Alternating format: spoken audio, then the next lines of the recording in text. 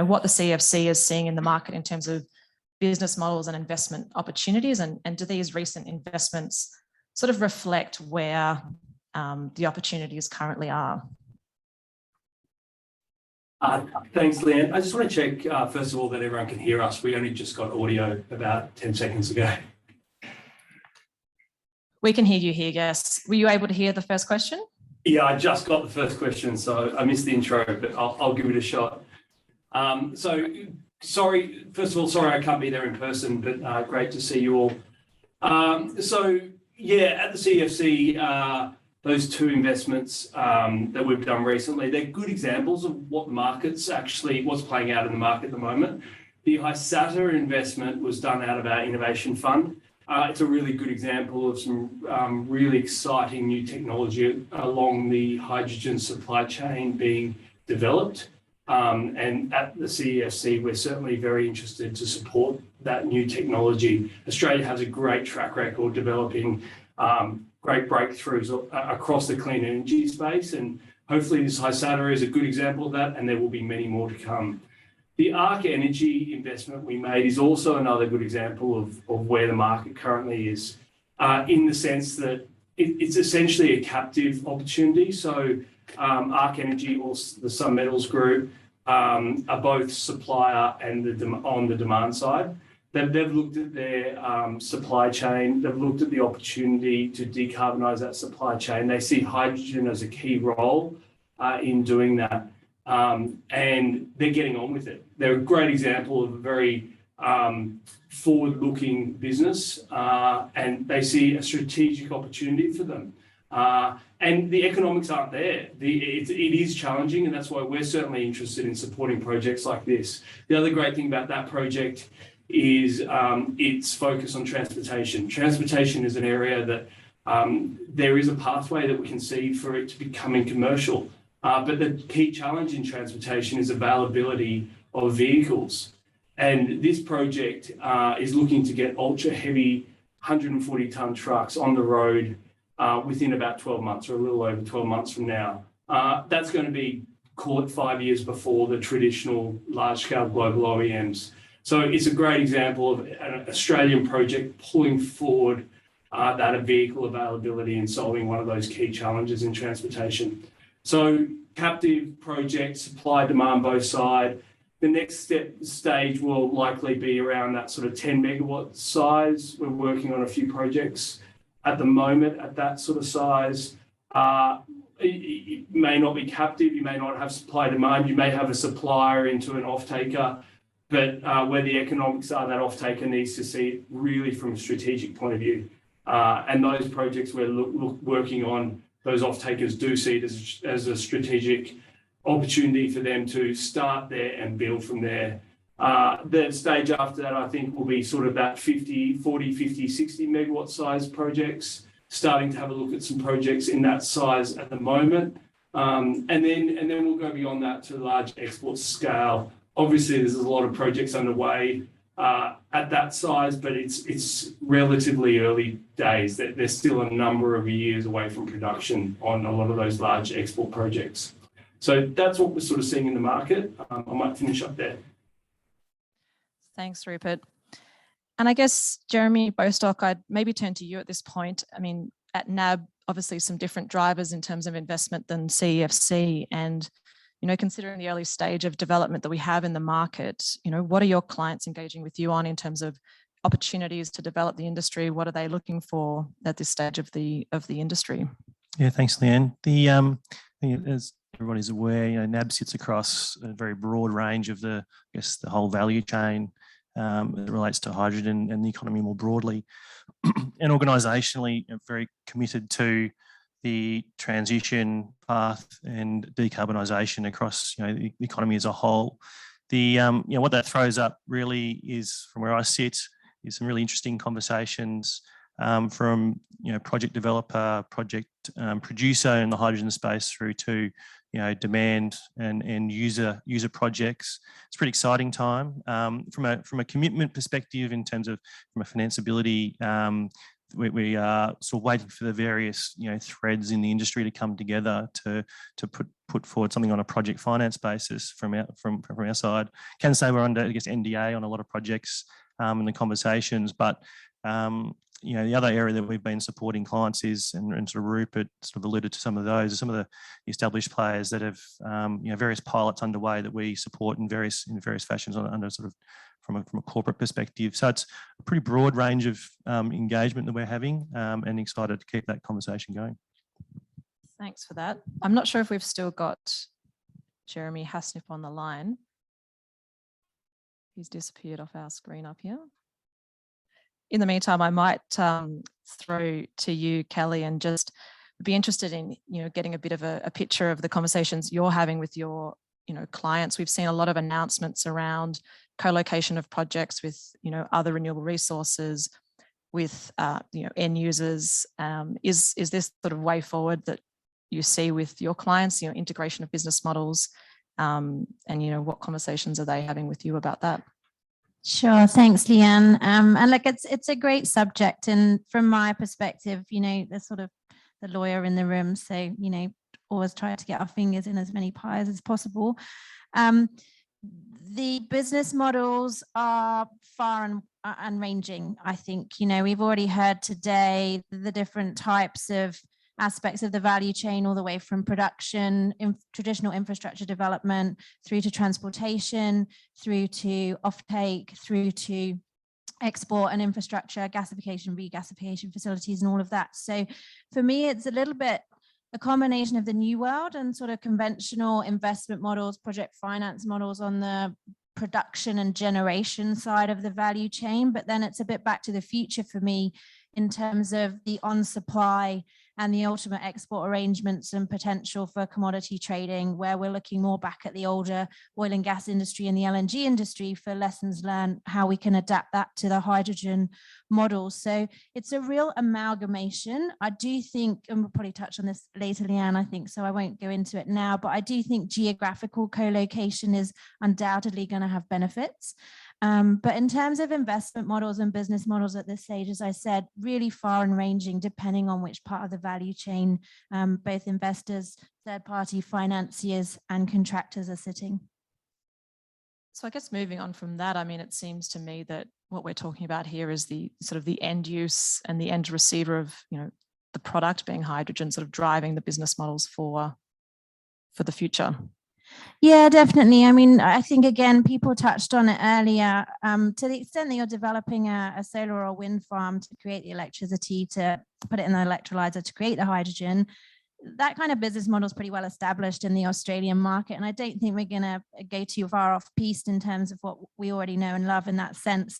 But where I think things will evolve and things will adapt, and as I said, be somewhat back to the future, is the high investment capital needed for transportation, hydrogen production and export projects, and offshore gasification and regasification facilities, potentially, depending on the form that the hydrogen takes. So where you're looking at huge comparative to traditional renewables investment in the billions of dollars, that's where I think we will see different investment models, perhaps more along the lines of, sort of more traditional joint venture structures, joint operating arrangements and such like, that allow parties really to play to their strengths, use their balance sheet to a large extent until they're able to not only necessarily borrow on a project finance basis, but also enable more, I suppose, sustainable corporate lending at the corporate level for those organizations.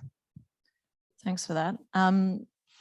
Jeremy Hasnip, I've got you back on screen now. So I think, flowing on from Kelly's answer there around, funding into corporate versus project finance. I mean, what is SMBC's approach to funding of hydrogen projects currently? And, how do we transition from the sort of what seems to be the current, approach of funding based on books to, smaller players, being able to have access to some debt? Thanks, Leanne. It's a sector that we're following very closely, and it doesn't really matter to us whether it's going to be a corporate finance client or a project finance client. It's a question of getting assets built, and the finance is just a way to an end.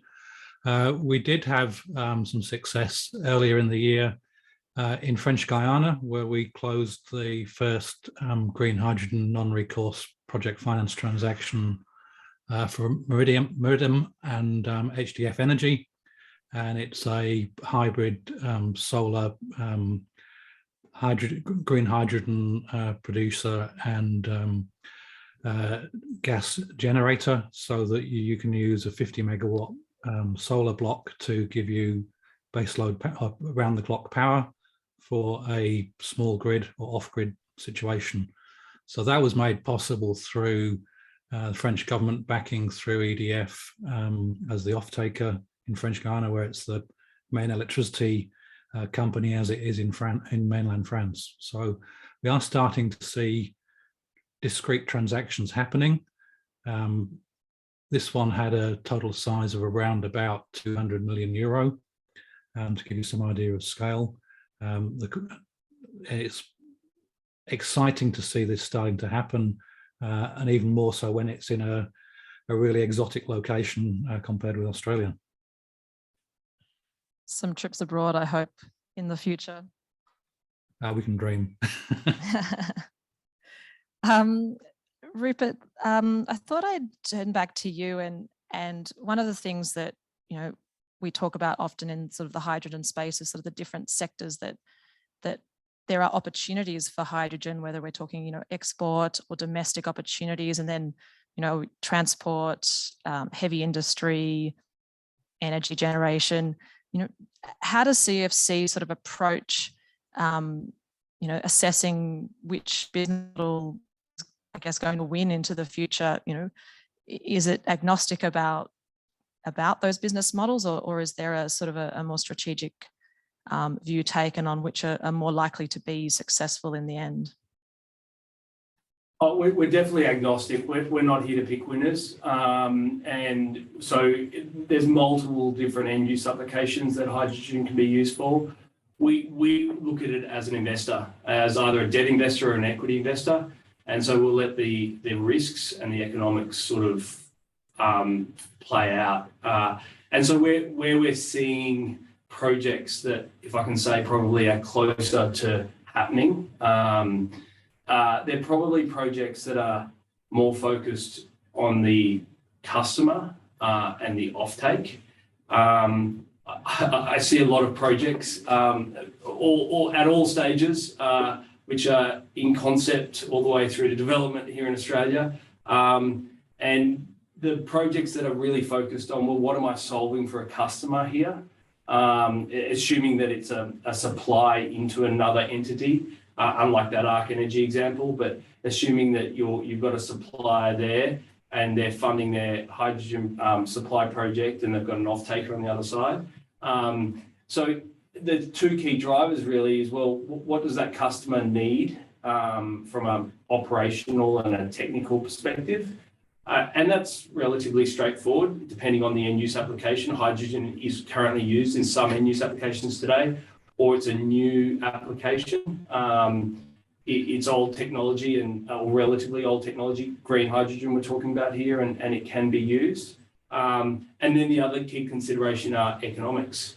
And so what is that economic gap? What price does that customer need to pay, which is usually below what the supply price needs to be. And so you have a gap, but that gap really does change depending on the end use application.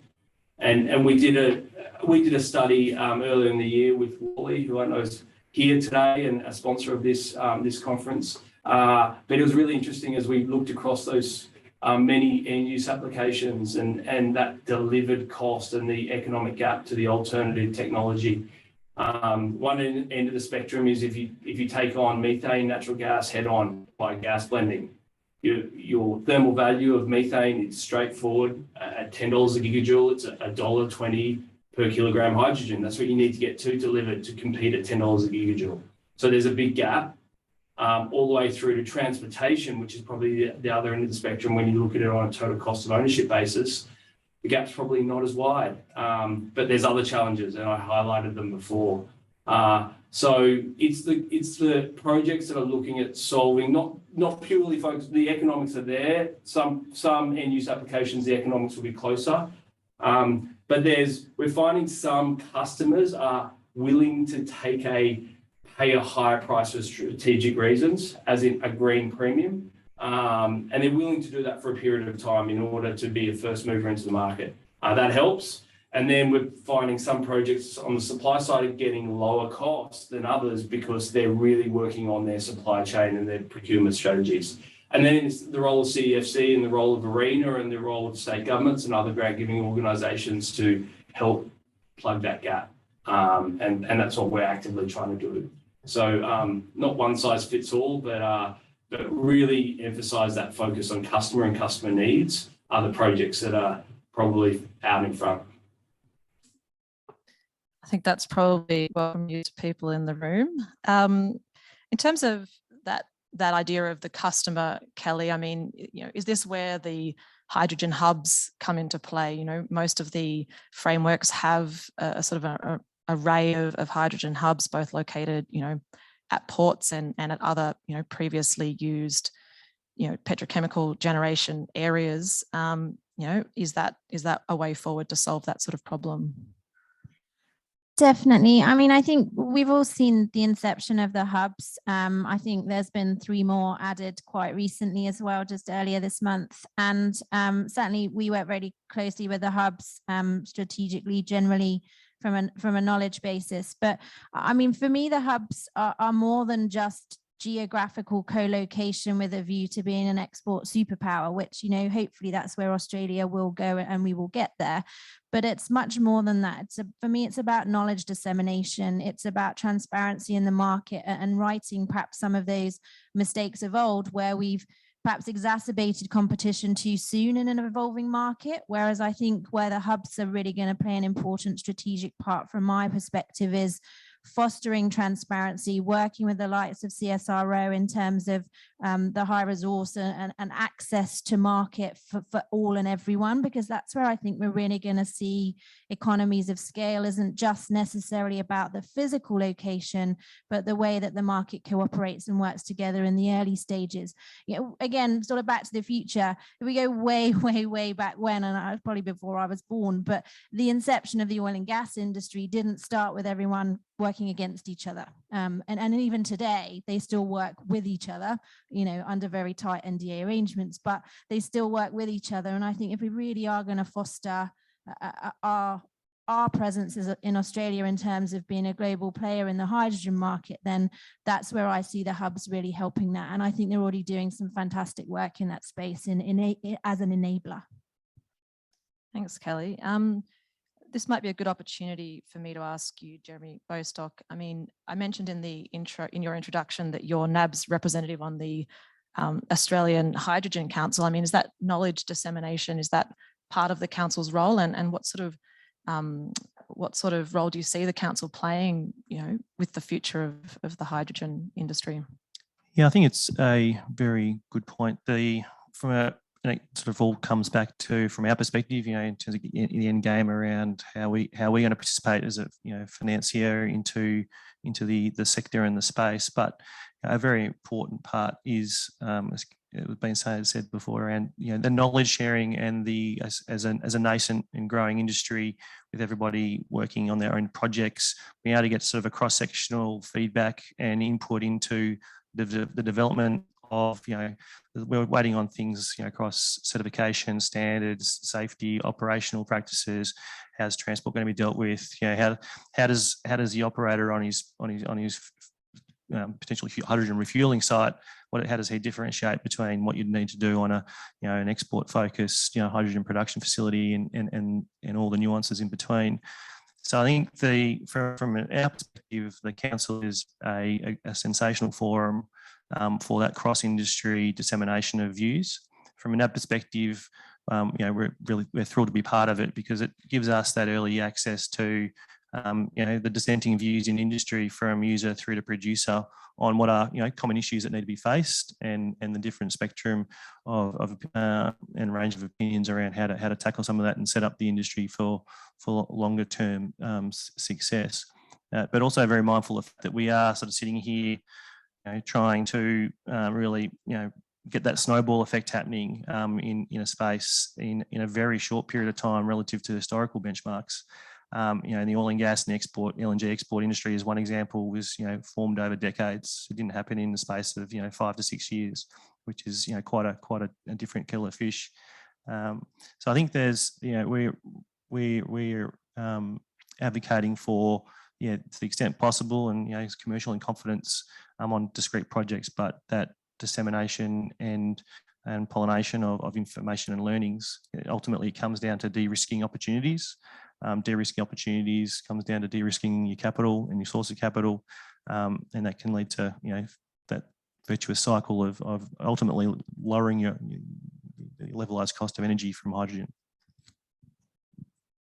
That's very, very interesting to hear the sort of the drivers, not just coming from industry, but from every stakeholder, is looking for ways to work together, I guess, as you say.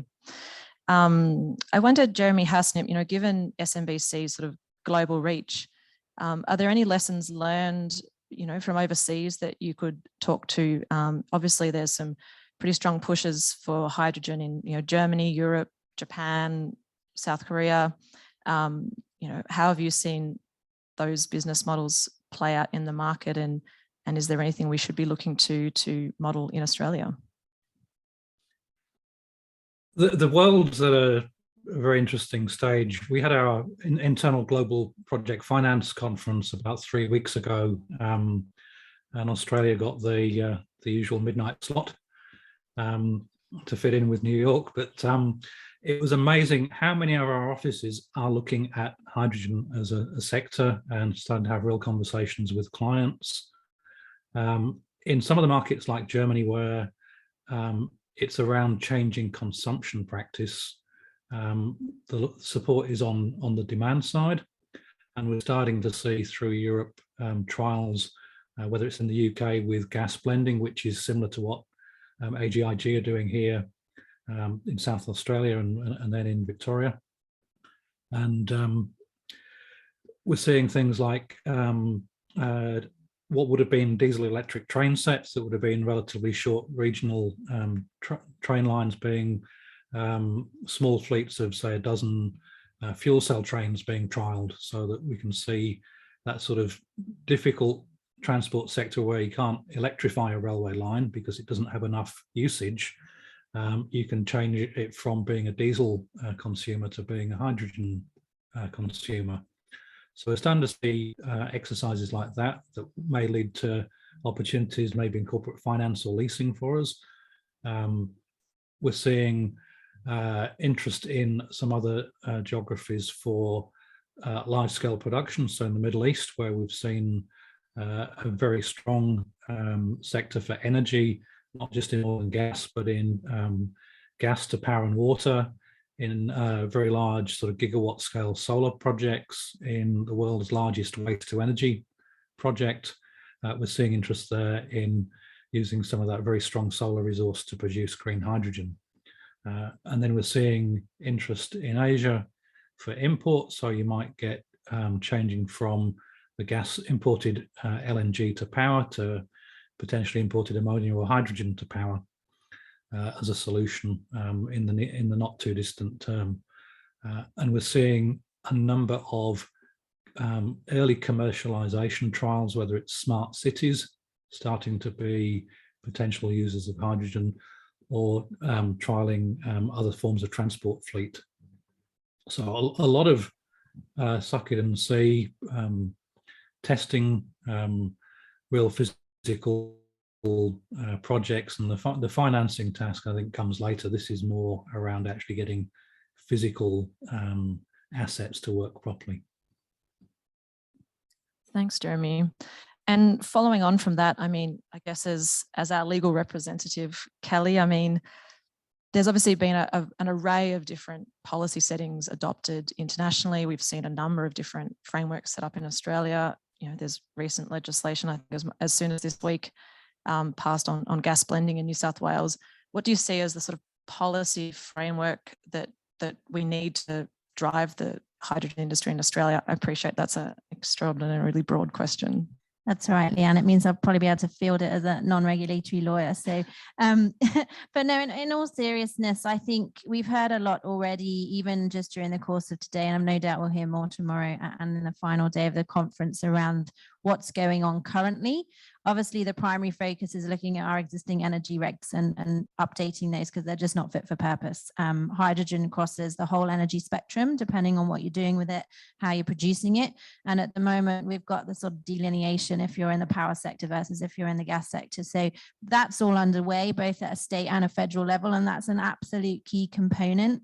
I guess futuristically, and being an optimist and an idealist, where I would like to see early intervention and support for changes is actually to the end consumers. For example, we talk a lot about safety and health and safety around hydrogen itself, but how does that meet the end consumer that may have to change their infrastructure or change simple things like their connection points or their gas flaring points or whatever it may be? And I'm not the technician, so I'm undoubtedly using the wrong terminology, but you get my drift. I don't think we're doing enough in that space. And actually, for me, if we want to drive demand to, that's where we've really got to focus, is helping the guys that have no clue about energy understand what they need to do and how they're going to be supported from a reg perspective to actually use this new funky thing that they know nothing about. The other thing for me, much more broadly, is obviously the certification policies. We're seeing a lot of work done out of the EU. Obviously, we're working very closely with the EU and other key jurisdictions like South Korea and Japan. Interesting to watch what the US is doing. I think at a federal and a state level, there's lots of comparisons we can draw from making sure that there's a coordinated and integrated approach between state and federal policy. I'll leave it at that. I don't want to have a political debate with everybody today. But I do think if we really do want to meet the global market, we have to have our ducks in a row and not compete with each other. And I guess finally, it's the, I'm going to call them ancillary because they're very much not ancillary, but it's the tangential areas that are very relevant for business models and investment. Tax, for example, there's a whole raft of what's going to be the tax outcomes for these projects that are across the value chain. Competition, that's something that we're looking at very closely, as well as, arguably competitors are working together in an environment. So do our competition laws and things like that enable what we really need the market to be doing? So lots of things to think about, I think, outside of the obvious ones, but it will certainly hopefully keep me in a job for the next few years. And you never know, I might be able to retire on it. Good to hear. As we sort of head towards the end of the session, Rupert, could I get your take on what are really the key constraints that we've got ahead of us in developing the hydrogen market and, any ideas for overcoming them? Easy. Easy. Yeah. No, so I know I bang on about this, but it does really, because it's what we see is it comes down to that economic gap. So obviously hydrogen, either blue or green hydrogen, low carbon hydrogen, competes with fossil heavy energy, which is highly efficient and very cheap. So it is all the projects we see, it's not commercial, it's not competitive against those fossil heavy fuels, taking out any price on carbon or anything like that. So that's the key hurdle. And so how do you address that? You address it either on the supply side, so you bring down the cost of hydrogen. There's some really good government policy in place, both at the federal and state level, to try and address that through some grant schemes and the like. And obviously CFC finance, we have a small part to play there, and to try and bring down that cost on the cost side. There's technology development, which will also bring down the cost and make those supply chains more efficient. A lot happening in that space. To the CRCs, CSIRO, our innovation fund, what I mentioned before, developing these new technologies here in Australia, I think we can definitely do it. I see it happening. There's lots of really great, exciting technologies being developed at our universities or through Australian-based R&D. that's going to bring down the cost. Then on the other side, on the purchasing side, I think there's a lot of customers, or there's a number of customers that have their own corporate targets and their own sustainability targets, and they're wanting low carbon alternatives, and hydrogen will play a role, certainly in the hard to abate sectors. Hydrogen will be a leading technology. Green hydrogen or low carbon hydrogen will be a leading technology in those areas. So enabling, I think, a guarantee of origin scheme is key, and having a full life cycle carbon accounting system. So you can ultimately, either you do it through regulation or market mechanisms, or you allow the customer to decide for themselves and put their own price on carbon. But then they can choose when you fully look, and we don't have that today. I know that I'm very hard on it, and hopefully there'll be some progress soon on that. But to allow a customer to say, okay, I'm using hydrogen, what are the full life cycle emissions? And then I think that makes the green and blue debate go away, because you let customers decide, and you potentially pay more for a lower carbon alternative than a high carbon alternative. And then the other side is, I think, government policy. I think that's an area that will continue to be looked at, both at a state and a federal level. I think that if we look at some recent examples, I think the New South Wales hydrogen strategy, there's some really interesting ideas coming through that work. And I'm really looking forward to the New South Wales government rolling out some of those policy ideas. Then I think if we look overseas as well, there's some really interesting mechanisms coming out. The UK government's out on consultation at the moment with their CFD scheme, which is really interesting. It's actually worth a read about how that consultation paper. Obviously, the US in the last few weeks, their tax credit, and really based on carbon emissions, based on life cycle carbon emissions. You only get the $3 tax credit if you're less than, call it, 0.5 kilogram of CO2 life cycle emissions. So that's very green. And then it sort of tapers off. So lots of interesting sort of policy coming through, a lot of great policy at the federal government level here in Australia. And I assume that it's a watch this space as we move in through an election campaign, and the focus continues to be on hydrogen. So lots of levers to pull. Thanks, Rupert. Jeremy Hasnoop, I just thought we'd throw to you to get your sort of, final words and thoughts on this topic about, how we move from where we're at now, which is, pilot projects, some slowly scaling up, to what we envisage, which is a large scale commercial hydrogen market. And before I let you answer that question, I'll just mention that after the panel, has had an opportunity to give their final thoughts, we'll take a few questions. And so if people have questions, if they could move to the microphone in the center of the room. But first, Jeremy, your final thoughts on this topic. Yeah, I think Rupert really hit on it, the core issue with his first point, which is the price gap. And the difference for a lot of markets, if you compare with the LNG market into Asia, that started with Japan in the 1970s and then moved through South Korea and Taiwan and China, is that those countries at that time were monopoly national oil companies or oil and gas companies, not a market economy. And so we're operating in a world now where a lot of those countries have started to liberalize their energy markets, and you've got competition between players. And the question is, how do you absorb that higher price in the short to medium term as you get the early projects up? And what we saw in the renewables with the renewable energy target was you're able to get wind farms up at $100+ per megawatt hour in today's money, with the expectation that they would not have gone ahead because they cost 2 or 3 times what the electricity wholesale price was in those days. So you've ended up essentially socializing the cost of the out of moneyness of the new technology across a broad range of customers through that energy certificate scheme. And so the question is really, how are different countries going to socialise that higher cost to get these early projects up? It's easy if you've got a national monopoly and you're able to pass that cost through to customers. It's different when you've fragmented it, and then you need some form of emissions scheme or trading scheme to be able to let the market then work out which are the better, cheaper projects to get the benefit of selling those certificates. So I think it's market design. Thanks, Jeremy.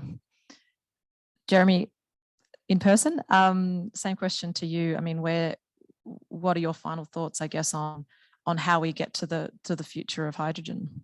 Yeah, I'm pretty optimistic on this point. I think Jeremy has made the observation on renewables. I think there's a lot of parallels, you know, that took its course over a longer time period, but we're now sort of facing into a pretty determined, it would seem, global effort to bring hydrogen and the hydrogen economies alive and global demand. And if you're talking about, you know, a quarter of going from $10 to $12 down to $2 to $3 in terms of production costs or lower, that's not a very dissimilar price path that happened in the renewable space over a longer period of time through a very disjointed and fragmented coming together of renewable energy as a preferable and economic source of energy supply. So I think, you know, we're pretty positive and optimistic on that front. It's just building supply chain capacity, building and that would be the driver. And Kelly, can I ask you the same question? Sure, I echo both Jeremy's comments. I think from my perspective, one thing I think we need to keep half an eye on from an Australian context is global competitiveness.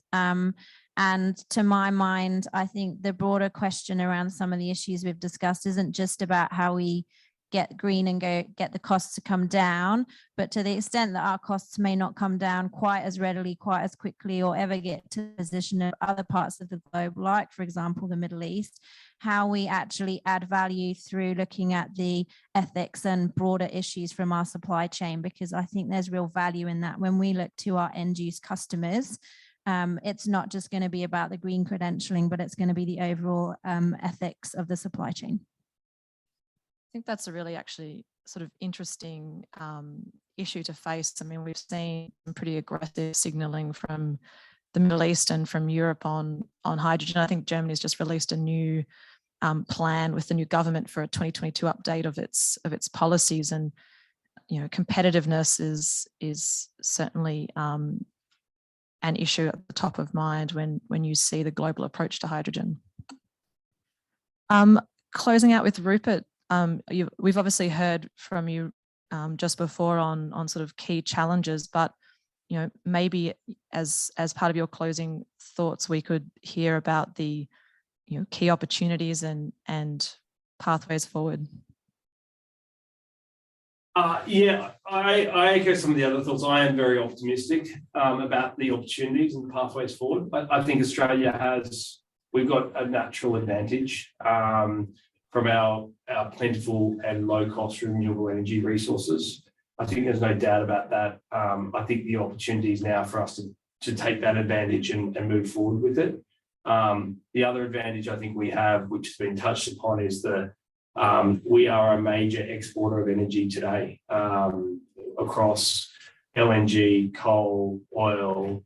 We have strong customer relationships with those markets if we look at it from an export perspective. So I think we can capitalize on those relationships and build from there. And I know a lot of projects are looking at that and bringing in those relationships into the projects here in Australia.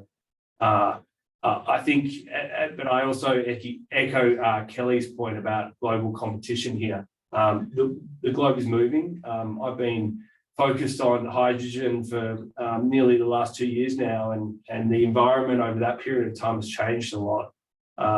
We had just launched our national hydrogen strategy 2 years ago, and now we see the Germans a great example in the last week. They've doubled their 2030 target. They had a 5 gigawatt worth of electrolyzer capacity by 2030, which was a number which blew everyone's mind only 12 months ago, and now they're doubling it to 10 gigawatts. They're serious. The US are now very serious. across the UK is serious. So I think it's now. I think we need to get moving as a country from a hydrogen perspective and get going. Not to say that we're not trying. I know that there's a lot happening. I see a lot across both government and industry. But I think we need to keep the momentum up and because it will be a global competitive marketplace. Thanks, Rupert. Doesn't look like we've got any questions here in Melbourne, but I'm sure the panel will be more than happy to answer questions after the session. So in closing, I'd like to thank you for your attendance. And if you could please join me in thanking our panel, Rupert, Jeremy, and Kelly. Great, thank you, everyone.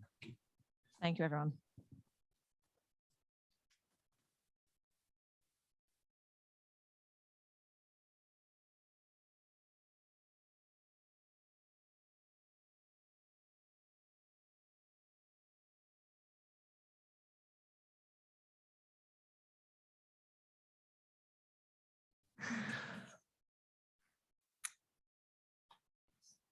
Thank you to our moderator and our panel members, Leon, Rupert, Jeremy, and Kelly. The next session is a case study presented by two companies. One is Acciona, the other one is John Beaver, Australia, and presented by three people.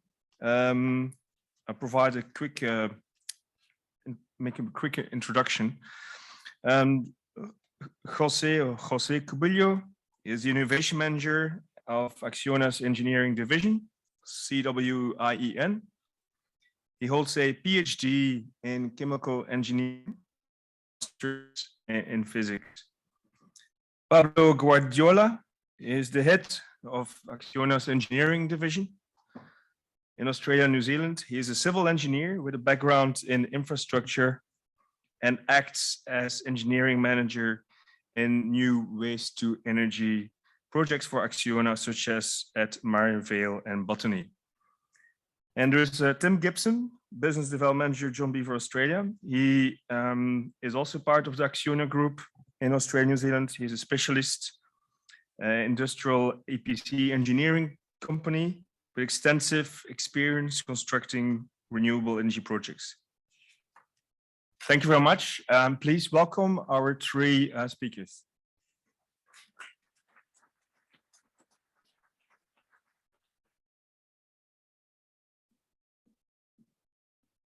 Okay, thank you. So we're all around the world at the moment. We're all supposed to be here together, but unfortunately there's me in Melbourne. We have Pablo in Sydney and Jose in Madrid. So we're here to talk about Acciona's green hydrogen experience. First of all, we might just introduce ourselves. So Tim Gibson from John Beaver, industrial division of Acciona here in Australia. We also have Pablo Guardiola. Yeah, I think you might be on mute, Pablo. Yeah, hello everybody. Good afternoon. Yes, I'm Pablo Guardiola, head of Acciona Engineering in Australia and New Zealand. Unfortunately, Omicron has retained me at my home. I'm in lockdown because of a COVID case in my plane back from Spain. And we have Jose from Madrid. Hello, good afternoon to everybody. Nice to meet you. Yeah, so be kind to Jose. I'm not quite sure what time it is in Madrid, but I'm pretty sure it's not a friendly time. So I think we might just start with just an introduction about Acciona. So Pablo is going to talk about Acciona worldwide. Yes, most of the audience will probably have heard about Acciona. And Acciona is a global group, and our main focus is to deliver projects based on innovation, on sustainability, and on social purpose. We're the only company, the only contractor company fully carbon neutral certified, which for us is an asset and something that we wanna keep progressing and keep showing. How do we do that? We got 30,000 people over 40 countries. So it's not an approach in Australia, it's not an approach in Spain, it's global. There's over 3,000 people in Australia.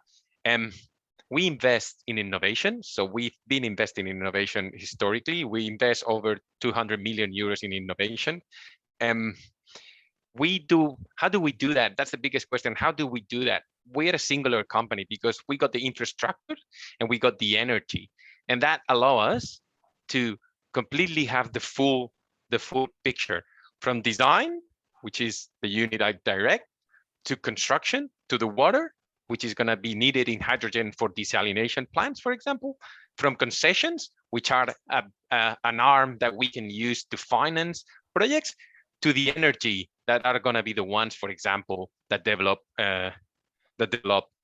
wind farms or solar plants. So how this has allowed us to do the projects that Jose is going to talk later on. And one of the projects he's not able to talk is one that we just announced. So this artificial island with Copenhagen infrastructure partner, 28 billion euros to develop actually an artificial island who's going to produce energy in all sorts, marine, wind, and hydrogen. So back to Tim for a presentation on Australia. Tim, all on you. Yes, we able to put the presentation up on the screen? Yep, there we go, thank you. So in Australia, it's a bit of a microcosm of what Pablo was just talking about. So we operate in two divisions: Acciona Energy, which owns and develops renewable energy farms, solar farms, wind farms, and moving into hydrogen. And there's the infrastructure side that I work in, which involves Acciona Construction Australia, building major roads and freeways and train tunnels. Geotech Engineering Specialist, ground engineering company, Coleman Rail infrastructure, and John Beaver, EPC, industrial, oil and gas and renewable projects. We have a pipeline of projects in Australia. We're building the first two waste to energy plants, thermal waste to energy plants in Australia, in Kwinana and East Rockingham in Western Australia. We've recently completed the Mortlake Wind Farm in Victoria and are currently embarking on the construction of the McIntyre Wind Farm in Queensland, which is about 1 gigabyte's worth of wind power. We're also in the middle of, in the early stages of developing the Maryvale waste to energy plant. So that gives us a bit of a context of where Acciona fits in renewable energy and where we're heading into for hydrogen. So probably, Jose, if you could take over and talk about our hydrogen projects. Okay, thank you, Tim, and thank you, Paulo, for the introduction to the company and to the background of why are we here in this event today. So just to highlight that, well, Acciona is mainly a renewable energy producer and infrastructure producer worldwide, where we are able to lead and to be able to supply all the value chain of any hydrogen project, from the early stages of the project to the to the last stage, which is the hydrogen distribution. Okay, so we can care of the viability studies to the EPC of the whole industrial infrastructure. We can also take care of the renewable energy production with our energy division, okay, with wind energy or solar energy. We can deal also with the storage distribution and consumption to our industrial customers. And of course, take care of the economical and financial support of this type of projects. Next one, please. So if we just wanted to present here a couple of real ongoing projects which started 1 year ago. The first one is the so-called Ocean H2 project. Next one, which is it's a design project, okay, which is we had a mandate by the Spanish Ministry of Innovation. It's an mainly innovation project with some part on research, and what we are mainly trying to do here is to study distribution of hydrogen, of green hydrogen. If you go to the next one, please.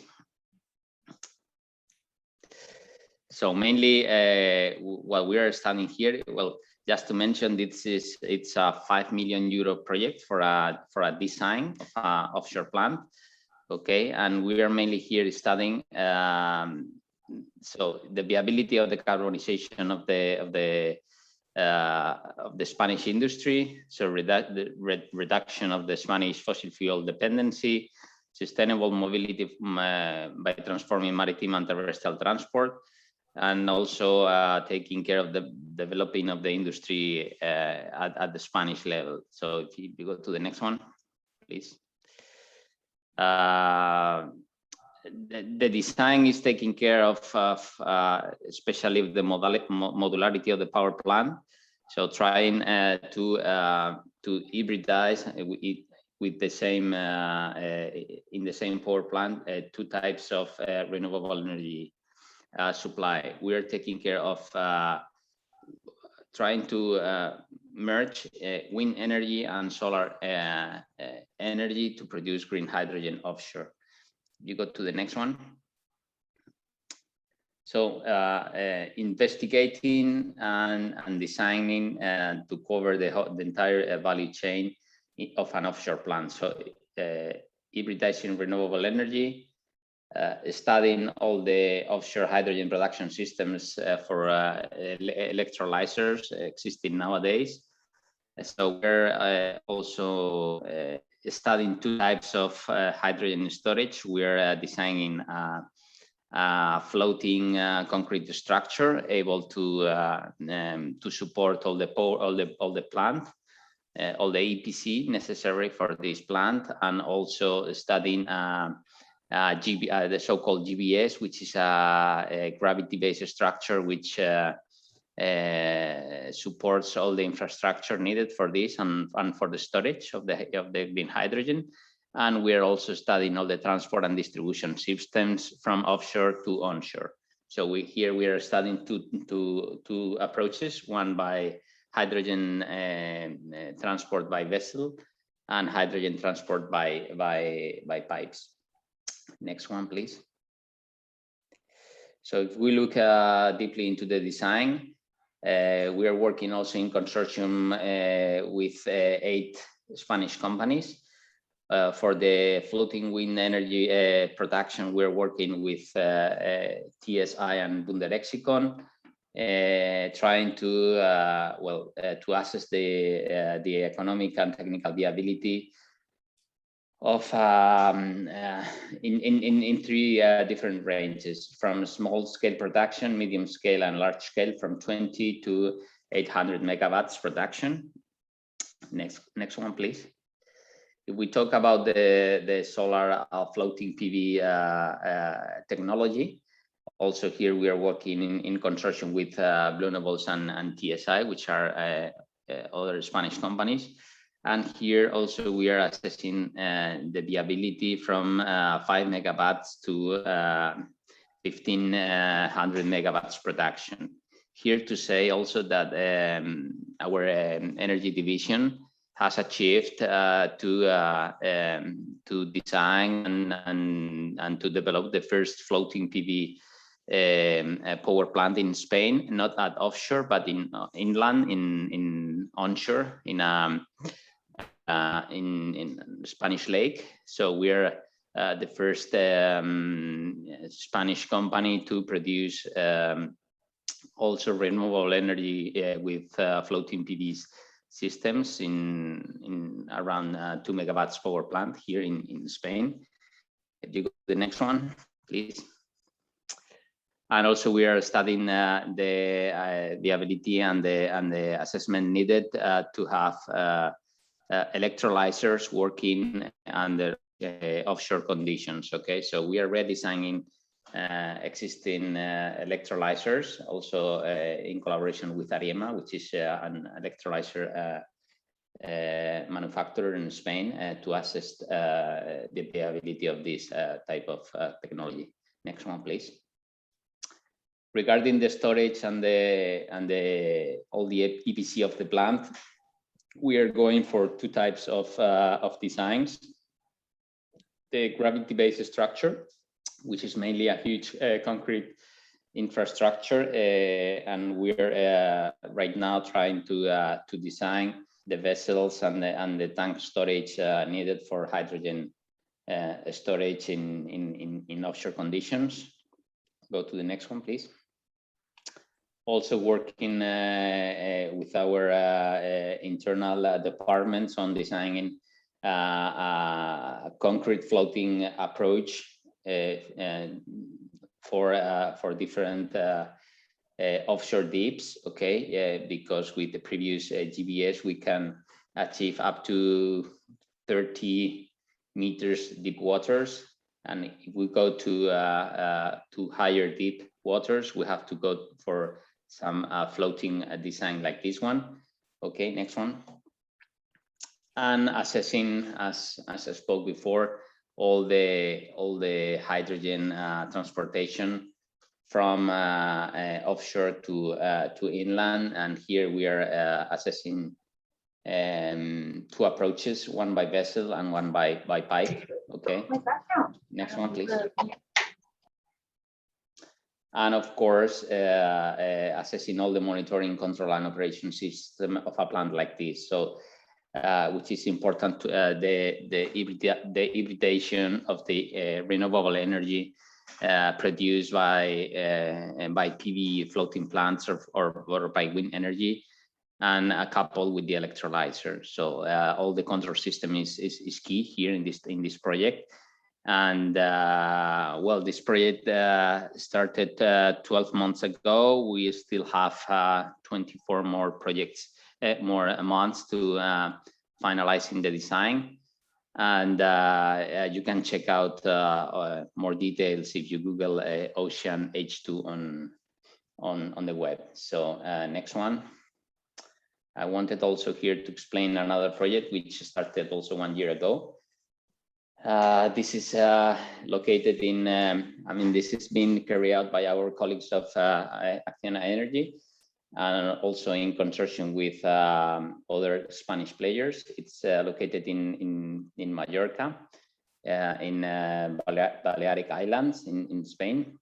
To go to the next one, which is called Power to Green Hydrogen Mallorca, and it's mainly well, it's an industrial project in collaboration with the Mallorca government. And overall, well, the idea, the overall investment, it's around 50 million euros. And the idea here is to produce green hydrogen with PV solar energy supply in 2 different locations in Mallorca. And overall, the overall production is around 300 tons per year. Well, it's a pilot industrial project. Okay, the first of its kind in Spain. And if you go to the next one, please. Well, and those are mainly the consortium which signed the agreement to develop this project. Acciona and Agas, which is a gas supply company in Spain, IDAE, which is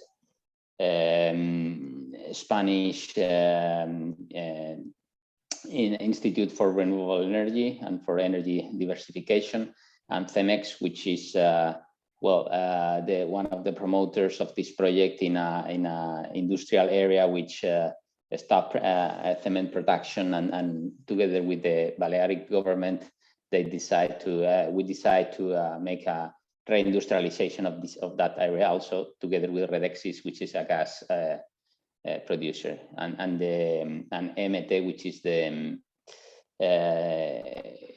municipal bus public transport system. Okay, next one, please. And next one. Okay, so mainly around 14 megawatts of PV production with around between 2 to 3 megawatts electrolyzers to produce green hydrogen, which is later part is going to be injected and blended with natural gas in the natural gas network of the island, and part of it would be later used for 5 buses with hydrogen, which will be acquired and put into the transport system of Mallorca, and part of the hydrogen will be consumed in hotels of Mallorca as well, in a recent agreement which has been signed with Iberostar, which is Spanish hotels consumer, okay, of the hydrogen will be used in fuel cells for heating of purposes. Okay, you go to the next one, please, and to the next one. Okay, so the project started 1 year ago, and it's foreseen to have the first hydrogen production, I think, within this year, maybe at the end of this month. Okay, and we just wanted to highlight here a couple of examples of real ongoing green hydrogen projects as case studies presented here today. Both of projects presented are innovation projects, okay, which is the most important thing.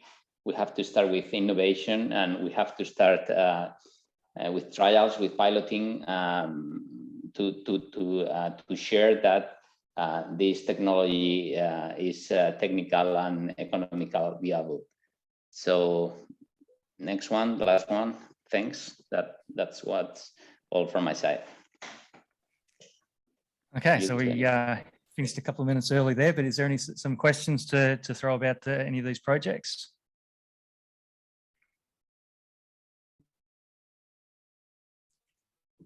Okay, well, I guess we've reached the end. So thanks for your attention, and look forward to answering any questions later on.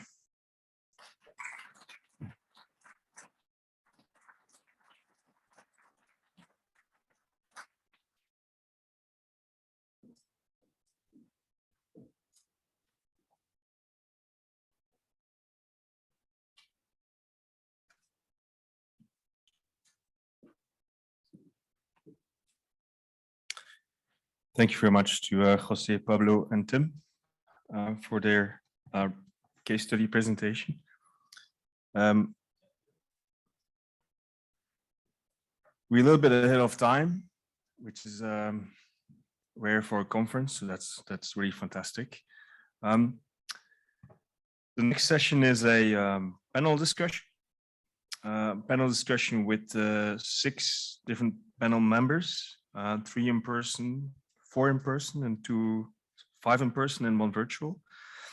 And the topic of the panel discussion is around building a workable regulatory environment to facilitate the hydrogen economy.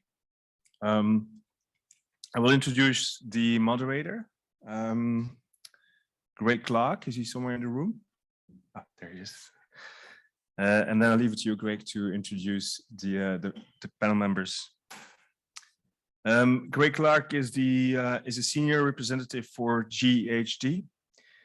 He is an engineering management professional with over 20 years experience in energy infrastructure, process, plant, and asset management, including 15 years with an owner operator and 8 years as a consulting engineer.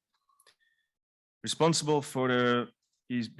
responsible for the successful delivery of a range of energy infrastructure projects, including gas pipelines, compressor stations, and gas processing facilities. He has extensive experience in research and development, including industry advisor to 2 CRCs and participation in Australian standards development. He also has experience leading operational engineering and asset management teams, providing operational engineering support, integrity management, asset lifecycle planning, and regulatory compliance for an asset portfolio including pipeline, gas process, power generation, and transmission assets. Please welcome our moderator and our panel members on the stage. Thank you.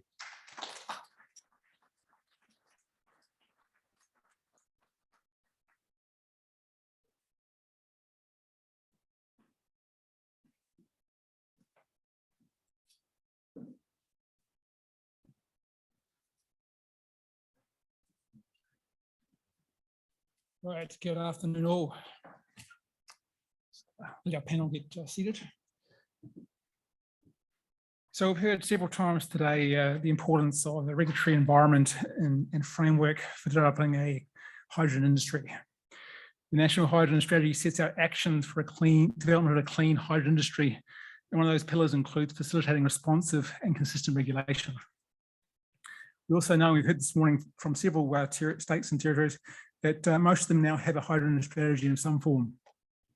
Since the release of the National Hydrogen Strategy, significant funding has been made available for various feasibility studies, pilot programs, and development of regional hubs or clusters.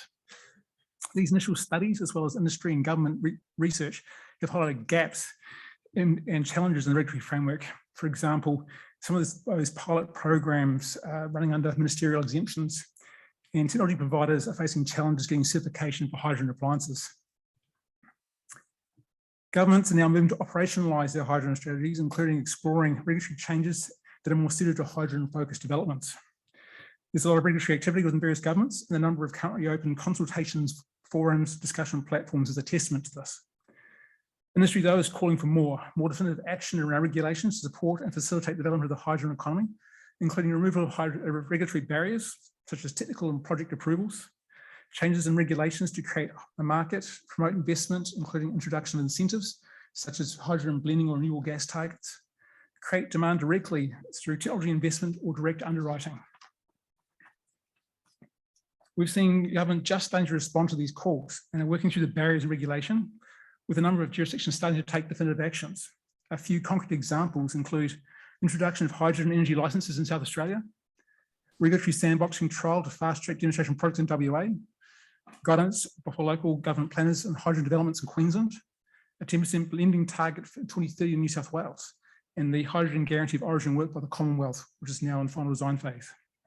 However, in terms of developing a clean hydrogen economy, regulations around transport, safety and technical through the supply chain from production to end-use appliances, project approvals, regulatory regulation, economic regulations, all need to be addressed with consideration of large-scale production and use of hydrogen as an energy carrier. So today's panel session includes panelists from a wide range of backgrounds. However, our conversation will centre around regulation for clean hydrogen. I'll ask each of our panel members to introduce themselves and their organisations, starting with David Norman.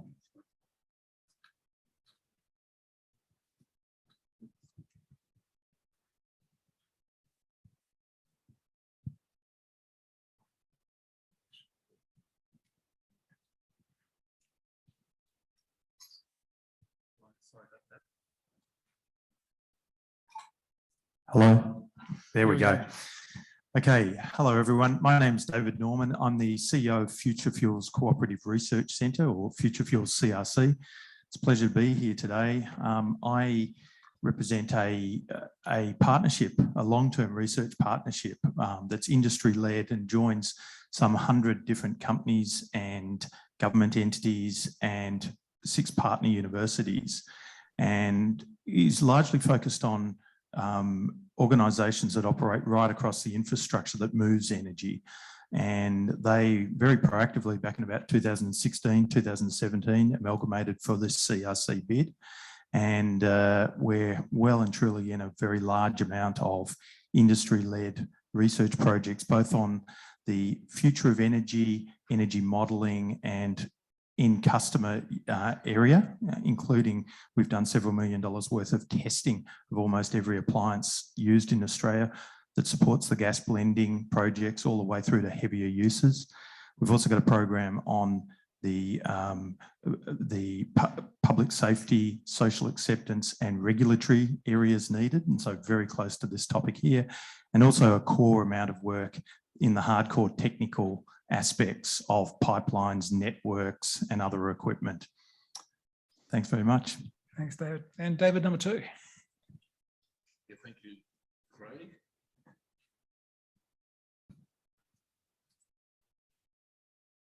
Better? Yeah. Apologies. My name is David Grubbo and I am the Senior Industry Specialist at Austrade.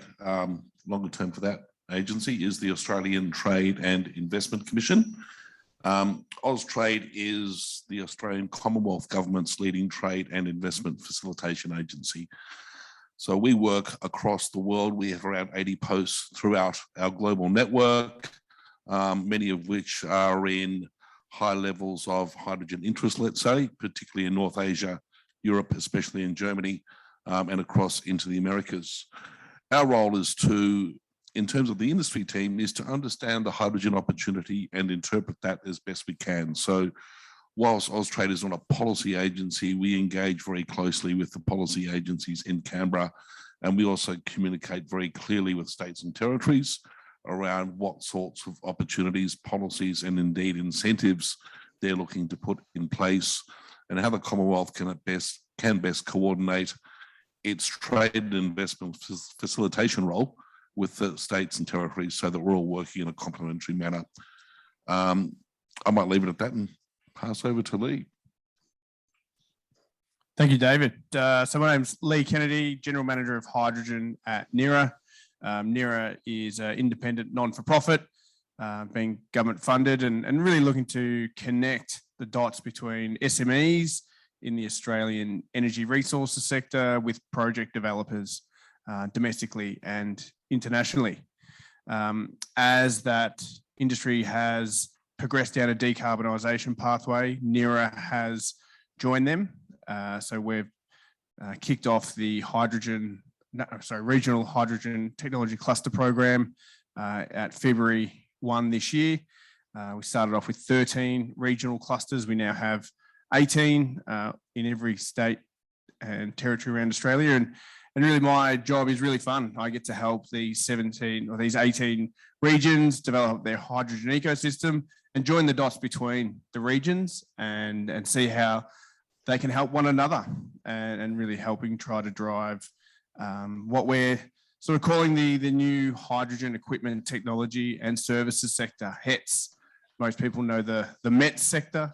We're starting to see the makings of a HETS sector in Australia. So we're looking to make sure Australia exports more than just molecules, which we've heard a lot about today.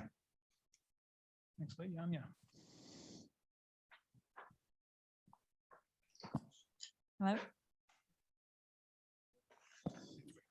Oh, great. Thanks, Craig. Yeah, firstly, it's a pleasure being here, and then at least great to be having an in-person conference again. My name is Anja Gudbrandsen. I'm from Norway, background in mechanical engineering. I work for Rystad Energy and been with them since the early days here in Australia, based out of Sydney. For anyone new to Rystad, we are a global independent market intelligence provider, assisting companies exposed to the energy industry. So yeah, I'm excited to be here today and share our views and discuss on the topic of hydrogen. We are certainly seeing the hydrogen economy taking shape, with countries racing to develop this industry. On the demand side, we are expecting it to grow by 5 times by 2050. And as for the supply side, there has been and is an enormous uptake of announced projects. Globally, we are tracking over 280 gigawatts of electrolyzers, where most of this capacity is in Australia. However, cost remains an issue, and regulatory support is essential to materialize this opportunity. Thanks, Anya. And Paul. Hello, yes, it's on. My name's Paul Ebert. I'm the Group Director for Energy Transition for Worley. I have to say it's really good to be at a physical conference. I don't know if many of you have been on virtual conferences as I have. It's a lot different in the flesh. So Worley is, almost 50,000 people organisation, Australian company. It works in the engineering services sectors, and we cover really the heavy industry spectrum in energies, chemicals and resources. I actually come from the renewable energy sector, so my personal background started in wind and then grew into all the other renewable technologies as they blossomed, and eventually that turned into an energy transition thematic That includes all the enablers. And what I found is when I joined my organisation, I was pretty much on the fringe. Well, now I'm right dead in the centre. And we work with some very big industries, and they have incredibly challenging decarbonisation futures. And they're looking for solutions. And guess what? Hydrogen is one of the solutions we can bring to them. So very excited to be here. And regulatory environment is probably a boring topic, but it's actually critical to the industry. So it'd be good to talk more about that. Thank you. Welcome to all our panelists. There is one further panelist who may join us online, Tobias Grimm. He's Senior Manager for Climate Risk and Green Tech at Munich Re. Yes, so happy to all. Very warm welcome also from my side. I have to apologize firstly for not being in the room on site, and secondly, I have some IT troubles and I don't get my webcam working, but I hope everyone can understand me okayish. Just as an introduction, some of you might not know who Munich Re is. So we are one of the leading reinsurers of the world. We are insuring insurance companies, but we backstop also the big corporates and industries. And so we are 140 years old and have lots of experience and expertise in the renewable energy sector globally. For us, the topic of climate change drives us just because we see an increase of natural catastrophe losses globally. And that's why we have made a firm commitment to all the climate targets. And that's why we will phase out of coal, oil and gas over time. And we are searching, of course, also for new ways to invest and also insure. And large-scale green hydrogen is for us something that is very attractive, and we try to foster the developments here in Australia with our expertise and financial strength. We could also invest, but of course, key is always a regulatory environment that allows it for investor to step in. And so we are not a strong advocate for any particular technology, but reliable plans are for us crucial, and I'm looking forward to the panel discussion. Thanks, Tobias. All right, let's get into it. First question, I guess I'll pose initially to Lee from his industry clusters experience, but open to the panel also taking up the topic. We note from several conversations today the importance of developing appropriate regulatory frameworks to provide business certainty. Are the regulatory changes we're starting to see occurring fast enough to keep pace with industry needs? And do we risk undermining developing momentum if the current pace of regulatory change does not accelerate? Yeah, great question. And it is consistent through every conversation this morning, tomorrow, and things that we'll keep going. I guess from the cluster and NERA's point of view, we come at it, or we have a different angle working with the supply chain. The companies that are going to be helping project developers build out the gigawatts or build out the transport network and hydrogen refuelers. And the view from that network is definitely the regulatory certainty is paramount, but how do we actually make sure it's fit for purpose for everyone, not just the big end of town? There are a lot of technologies that are coming through from the end use side of hydrogen that can't be switched on. It can't be plugged in because it's never been done before in Australia or internationally. So how do we actually create a fit for purpose regime in Australia? Because these companies are being tapped on the shoulder from other countries around the world who are having similar decarbonisation targets and similar hydrogen ambitions. And they've said, we'll come across to Germany, come to the UK, and we'll help you set up. We'll give you the right environment for this to occur. So I think across the supply chain, it's fundamental that it happens as quick as possible. But again, I guess we've got to be somewhat kind to our regulators in Canberra and across the states and territories around this isn't easy. If it was easy, it would already be done. So how do we do this in a consultative process, bring everyone along the journey? And hydrogen is complex. You're hearing about some of the end cases, the end users. So it is very complex and does need a lot of time to be considered. Thanks. David Grabo, in terms of gaps in regulation we need to address, what do we need to do to help develop the market and build investor certainty? Yeah, Craig, I'll try and provide the short answer, otherwise we'll be here till 6. Look, it goes without saying that regulation is the most informed piece of investment certainty. And through discussions that Austrade is having with potential commercial partners, investors and off-takers, I mean, what comes to the foremost at the moment, what comes to the fore at the moment is discussions around a guarantee of origin scheme. So certainly that is something which the Department of Industry has kicked off in Canberra. As I said, I don't work for a policy agency, but we do engage with them. I'm aware that there's a very close working relationship between the Clean Energy Regulator and the Department of Industry, and that industry consultations should kick off quite soon. So it's certainly one that Canberra is alert to.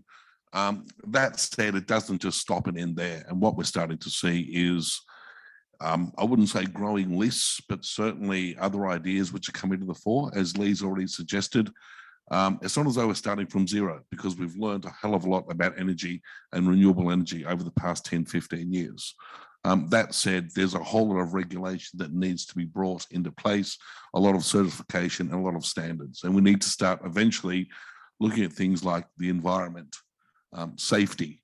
There's a whole range of issues which need to be looked at. But I guess if I was to take a top-down view and say, well, hear from what sorts of views is Austrade as an agency hearing across the world, it will be about guarantee of origin or certification of origin. Thanks. Paul, please. I'll just add to that. That certificate of origin, there's lots of folk looking at various ways and means to achieve that. We're involved with a blockchain for energy group that's looking at that in the LNG industry at the moment.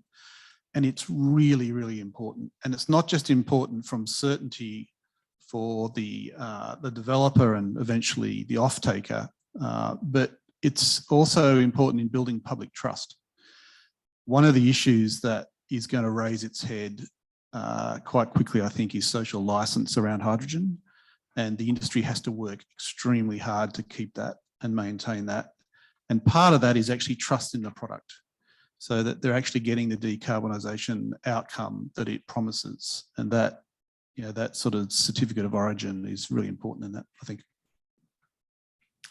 Thanks, Roy. That's actually a good segue to one of the topics I had for an open panel question. I guess, what does the panel see as links between regulation and social license? And I guess, is there some learnings from the last decade in the LNG industry, particularly in Queensland, that we should be taking up when we're looking to expand our hydrogen industry?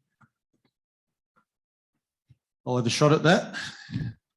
There's lots of parallels in the LNG industry. I'm not an LNG expert, but certainly work for a company that has experts. First of all, the value chains are similar. So they're both gases, they're different gases. But the upstream sort of production, the midstream storage and transport, and even many of the end users are very similar. Probably the big difference between LNG and hydrogen is that LNG is much more regionally. Obviously, you have to be able to get to a gas reserve.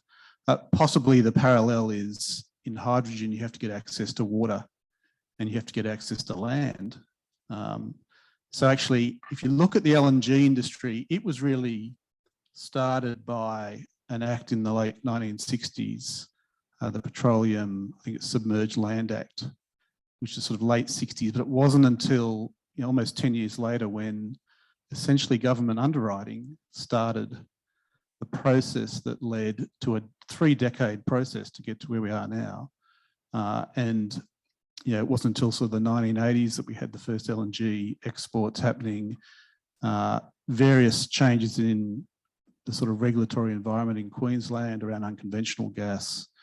All those things have led to where we are now in the LNG industry. When I was coming down here, I just before I got on the plane, I just did a rough calculation because we tend to focus in Australia on the national electricity market in terms of decarbonisation, but it's really interesting and important to think about our exports, and that's why I'm making the link to LNG. So yeah, according to the Bureau of Statistics, we export about 20,000 petajoules of energy per year. Now that's about 5 million gigawatt hours. If you think that way, I tend to think in gigawatt hours, not in petajoules. And I've written it on my, believe it or not, my boarding pass. I actually got on a plane. Now that's about 2% of world energy, and it's about 30 times what the national electricity market produces. Okay, so it's an order of magnitude larger. If we were to convert that to a hydrogen-based export, we would need between 1,000 and 2,000 gigawatts of renewable plant. If we were to achieve net zero in that export, say by 2050, notionally, we would need to build 50 gigawatts per year just for that industry. Now, to put that in perspective, most of you will know the MacArthur wind farm in Victoria. We would need to build 100 of those a year. Okay, or the largest solar plant, which is at Darlington, 150 of those a year for the next 28 years to achieve that. That is an enormous undertaking. And I'll get to your point in a second, because right in the core of this is social license. There's a couple of questions that raises. Can you physically do that? Okay, think about the logistics. You know, we build stuff. How do you get access to technology, etc.? But the regulation around how do you get the scale and pace that needs? How do you get environmental approval while protecting ecologies? And this point around social license, 50 gigawatts a year. How do you maintain social license around that? It's an interesting question. Thanks. Any other thoughts? I had it explained to me that how do you move, and we've heard about transitioning hydrogen from a niche technology to mainstream. On the social license, I got it explained to me very early on a couple of years ago. How do you move hydrogen potentially from a NIMBY, not in my backyard, to a YIMBY, yes, in my backyard? How do you get people to think like that at a regional level? And the example I have is with our regional network, a lot of events similar to this, in people turning up in Toowoomba, Mackay, and they're looking at it as a regional diversification economic opportunity. So I think the social license is more than just the technical, you know, how do you win over the emotional, and also the, you know, this is going to be your kid's job and potentially your kid's job into the future. So I think that social license is a very complex beast, and you know, it's a bit like an onion. It's got lots of layers. Great comment. Yeah, just following on from Lee's comments, I mean, you introduced the conversation, Craig, talking about parallels with LNG, and I note the Hydrogen Economy Supply Chain Project in Victoria is having a visit in January next year, which is not too far away, from a retrofitted LNG carrier for the purposes of hydrogen. So I guess we'll start seeing in real life how this comes to the fore. Put simply, and at risk of speaking overly theoretically, any new value chain requires new regulations, new certifications, and what comes of that is new definitions and applications of social license. So I think everybody is alert to the challenge here. The scale of the challenge is potentially very big, but it's important that we start thinking about this sooner rather than later. And I draw a parallel with other ideas which are coming to the fore on what we need to do in terms of standards to actually scale up this industry. And I think the discussion on social license has to happen in parallel. Great comments. Yeah, I was just going to add on the social license, we've recently publicly released some work, I think one of the largest surveys of actual panelists, I think 3,000 consumers. And what was really interesting in their work is, yes, they're interested, and as they get information provided to them, many that were undecided become more and more interested in the hydrogen story. But on the safety piece, their view, and we've seen the same in the UK with the Leeds project, is that this is an industry that handles hazardous materials well and has done for a long period of time because of the sophistication of the regulations and the quality of the people behind it, both government, industry and others. And that is going to be really, really important. And I think that's equally important. We've just heard about the scale up, and it's funny, it reminds me of doing some numbers with Alan Finkel 4 years ago and talking about 20 to 30 times the NEM as possibilities. And that's sort of the order we're talking about there. Every way we look at the net zero challenge, it is enormous. And Australia's opportunity for countries that don't have our space, therefore can't even have this discussion, is equally enormous, because if we're exporting 2% of the world's energy today, we've probably got potential to do far more of that, but that's more of this scale. And I think when it gets back to the question we've got here about the regulations that we've got in front of us, just the first step of that, and I use 2030 as the first step, we're talking gigawatt type projects. Now they are 100 to 1,000 times larger than the ones we're playing around in with pilots at the moment. And to do those in only 8 years, I think is the near term or medium term challenge that we've got right away. And those projects in a conventional sense would be starting to do work today on preliminary and detailed engineering to be on time. We're not at that yet because we've still got to scale up the ones to become 10s, the 10s to become 50s, the 50s to become 200s, the 200s to go somewhere in towards that gigawatt. And therein lies, I think, the challenge for everyone in this room and beyond. Fantastic, thank you. Anya, are there some learnings from overseas experience and markets we should be considering in developing a regulatory framework? For example, what you're seeing in Europe? Yeah, thanks, Craig. I guess Europe is definitely leading the way here, and there are some lessons that can be learned.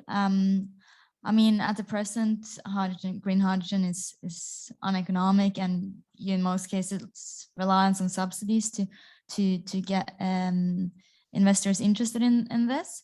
But we are already seeing examples, say, for instance, in the steel production, Sweden already, by aid from the government, having a pilot facility up for producing green steel, which is now being further developed to commercial scale. In Germany also, it's multiple examples of how companies have gone from blue to green steel production after having the government supporting. So yeah, I think that's kind of necessary based on the costs that we're seeing today. And specifically for Australia, we recently did some analysis to see one of the objectives, seeing how much subsidies would be needed to meet the federal government's target of $2 per kilo hydrogen. And I guess to jump to the conclusion, it's still around 75% subsidies needed, where 2/3 of the costs are associated to the electricity. So yeah, still some more to go. But can I add to that, to what Anya's just said? I mean, the EU has got mandates. It's also got, renewable fuel, mandates and H2 quotas. One of the interesting learnings in the EU is actually around the electricity price, because in any electricity price, there's a whole bunch of hidden sort of components, and a lot of work has gone into the EU into actually discerning what those are. And one of the learnings has been the way you frame an electrolyzer in electricity market is really important. And there's a lot of parallels to the energy storage market. And those of you who had anything to do with energy storage in the early days, it was very hard to monetize the value of a battery in under the Australian energy rules. So in the EU, they've thought long and hard about this and are actually framing electrolyzers and hydrogen as storage. And it actually subtly changes the value proposition in the market. So you can use it for frequency control, ancillary services, etc. And you can actually monetize the full value. I think that's a very important learning from the EU. I think the panel just before ours, they were talking about the need for electricity market reform, in particular as this crosses over to gas market. So that sort of cross-sector coupling, I think, will be very important to think about from a regulatory perspective. Thanks. Tobias, what's the risk appetite for financiers and asset managers like yourself in terms of investing in Australian hydrogen projects? And what more does the government need to do to accelerate that private investment? Yes, thanks, Greg. Great question. It's a broad question indeed. So I guess we all agree on the huge potential we have here in Australia on the topic of hydrogen and all the preconditions that are there. And I guess a lot has been already mentioned today in earlier sessions and also in this panel. So I guess the regulatory framework is so important, and maybe I can draw also the parallel that what has been done from the speaker before me is also on the topic of EU, Europe. How have they dealt?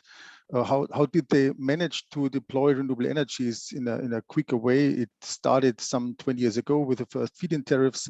And that's something that might be not really copied and pasted, but adjusted. So we need some kind of initial support, but we do have all the programs around in order to scale the technology up to make that investable and bankable.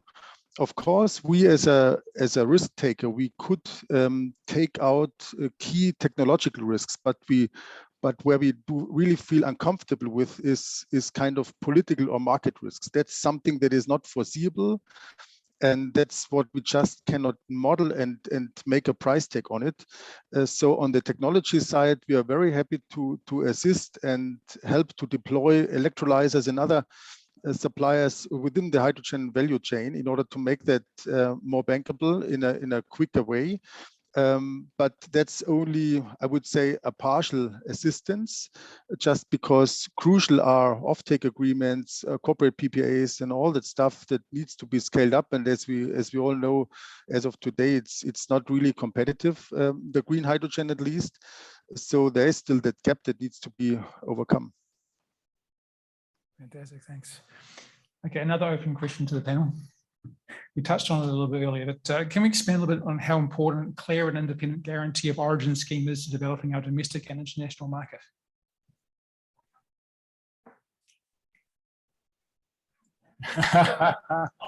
No. What about I'll provide some additional moderation and we can go through the panel. But look, as I said at the outset, I mean, this stands among all other potential regulatory and other issues in the eyes of potential investors as the most important. And as already mentioned during this panel session, but in some of the previous sessions today, it's going to help find a price. It's going to help provide price certainty. It's going to help provide offtake certainty. So we could run through a long list of the things which this will lead to, and certainly be the seed regulatory element to help further define. But what about, I'll let someone else speak. I'll preface this by saying this is not my area of expertise, but as a very interested witness to this, I think first and foremost, it's crucial, and particularly to get the investment in the export and the trade between importers and exporters.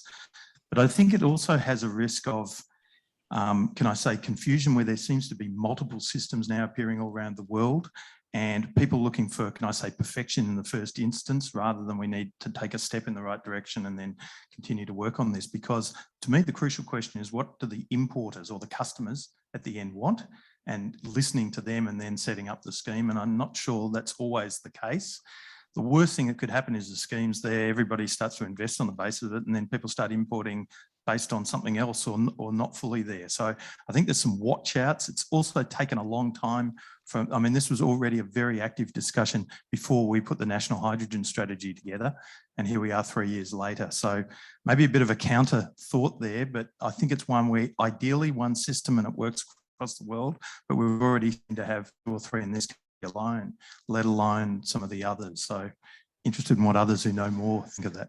Well, I certainly don't know more either, David. It's not my area, but it is interesting to watch the parallels in the sort of offset markets. So, you know, there are some very, very cheap offsets out there, but they're usually rubbish. You know, we work with a lot of customers who are looking for that sort of gold standard. And the offset market is labyrinthine. You know, there's different markets all around the world. So I agree with you. It almost needs a global version of the rule book around this. And I think there's some comfort out of what happened at COP26. So, you know, Article 6, that's sort of starting to get a bit more meat on the bones of a sort of global framework. But it did take 6 years. It did. Thanks. Craig, if I can just jump back and reinforce the importance of there being international guidance and acceptance and understanding. I mean, ultimately, there is a risk here that we have several different international variations of guarantee of origin schemes. And all of a sudden, if we're looking at our target export markets for molecules or ammonia or fuel cells, we are potentially going to have a major challenge. So we don't want to start inventing global architecture around regulation, but we need to learn from best practice. And we need to make sure that what applies to the Australian market is going to apply to our main trading clients and our investors. Great summary. Anya, you touched on a little bit in your introduction, but what's going to be required to produce economically viable hydrogen, and what regulatory levers should we be using to support this? Yeah, thanks, Greg.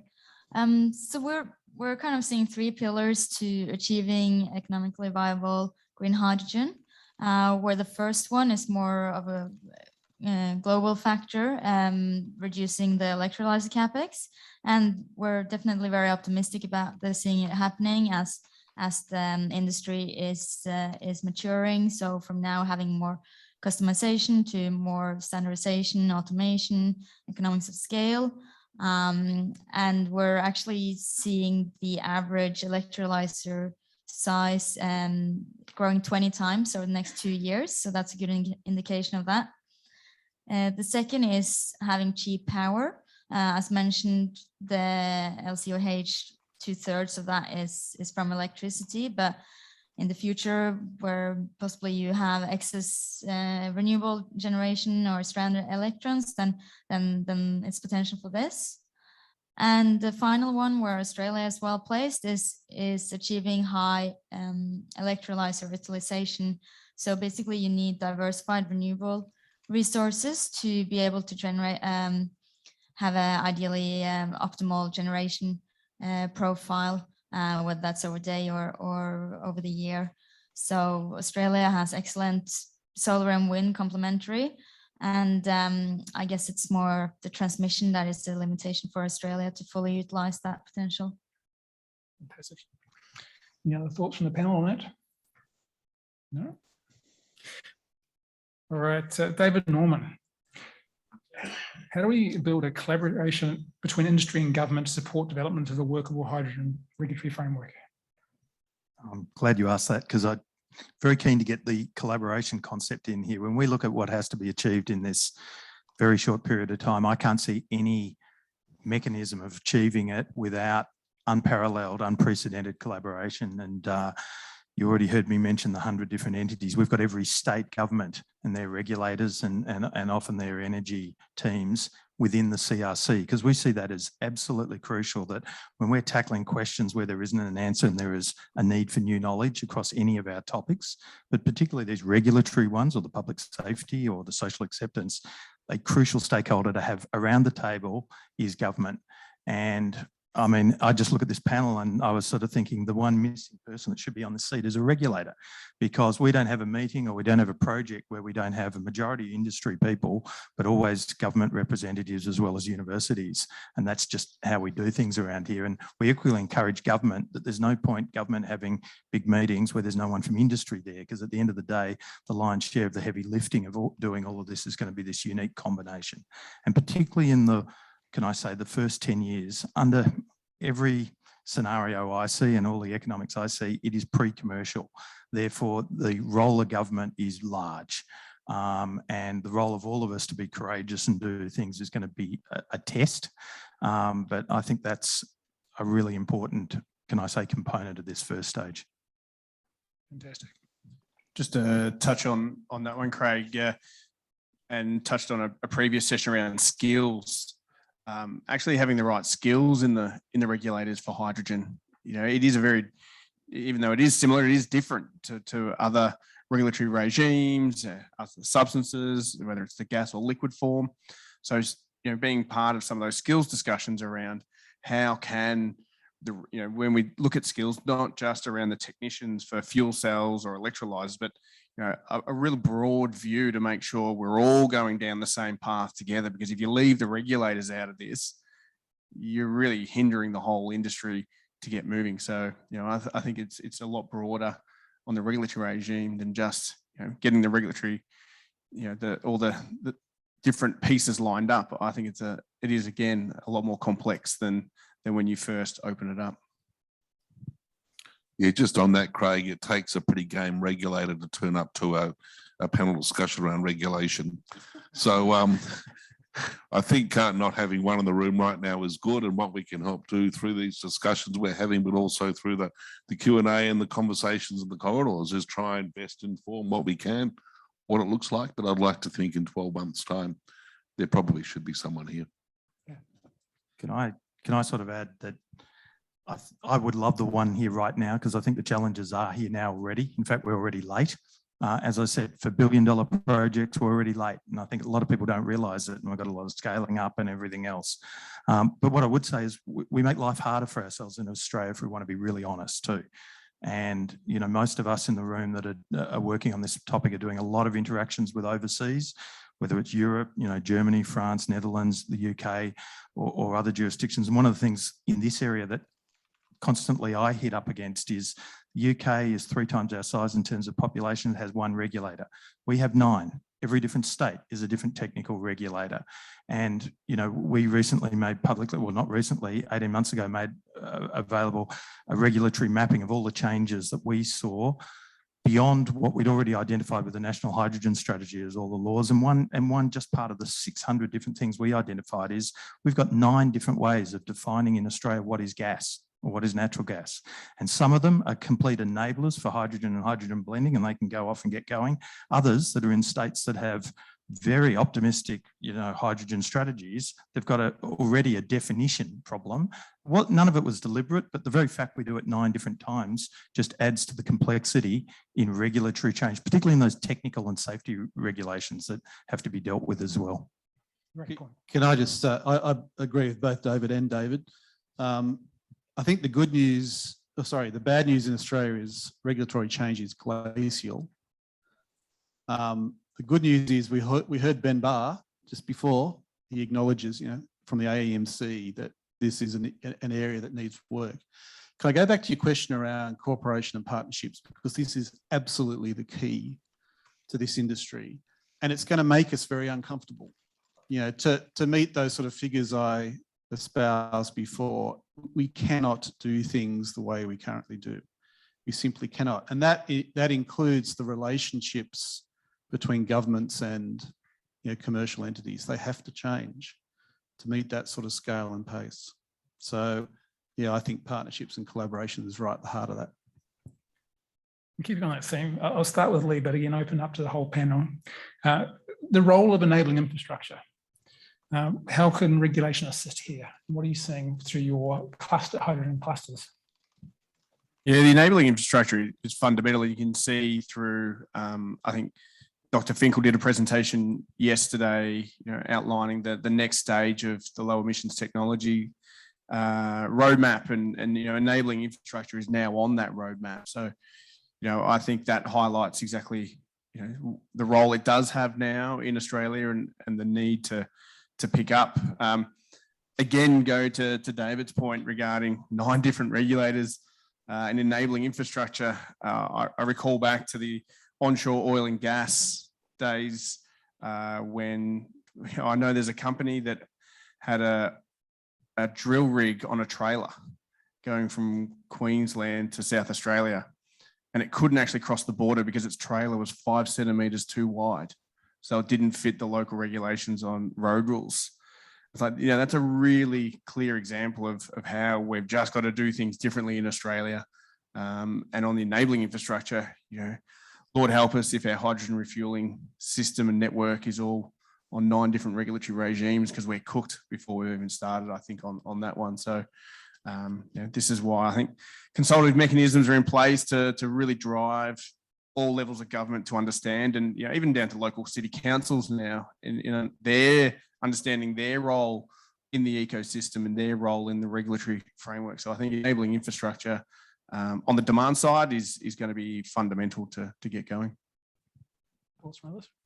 Yeah, and it's really good, I think, in Australia to see the idea of industrial hubs emerging. So, you know, Gladstone, other places. And yeah, I think the experience overseas is very similar. So we're seeing this in places like Humber and Teesside and Rotterdam and Hamburg. And the reason it's important is you do share infrastructure and it makes it easier to get industry clusters away.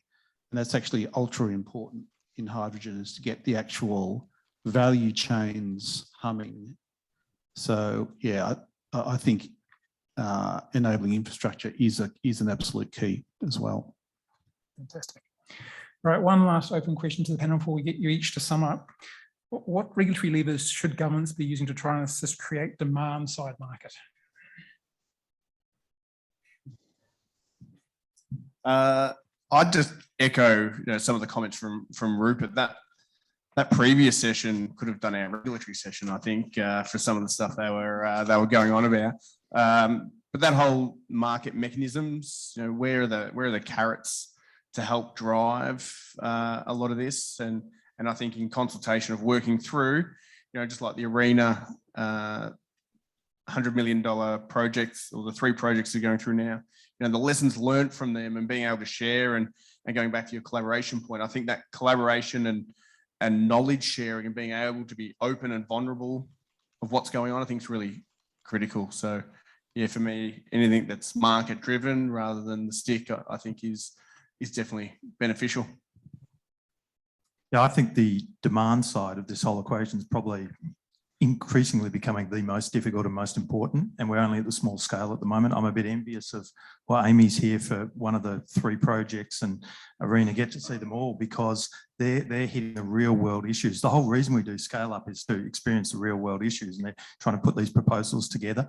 I think there's a combination of those parts of demand that are relatively easy and can allow us to scale up quickly as a foundation.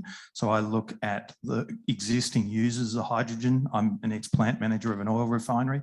So there are industries there that are, like that, and like the ammonia industry and fertilizer, that are just there waiting and are logical as a foundation. And then you can build some of the other things.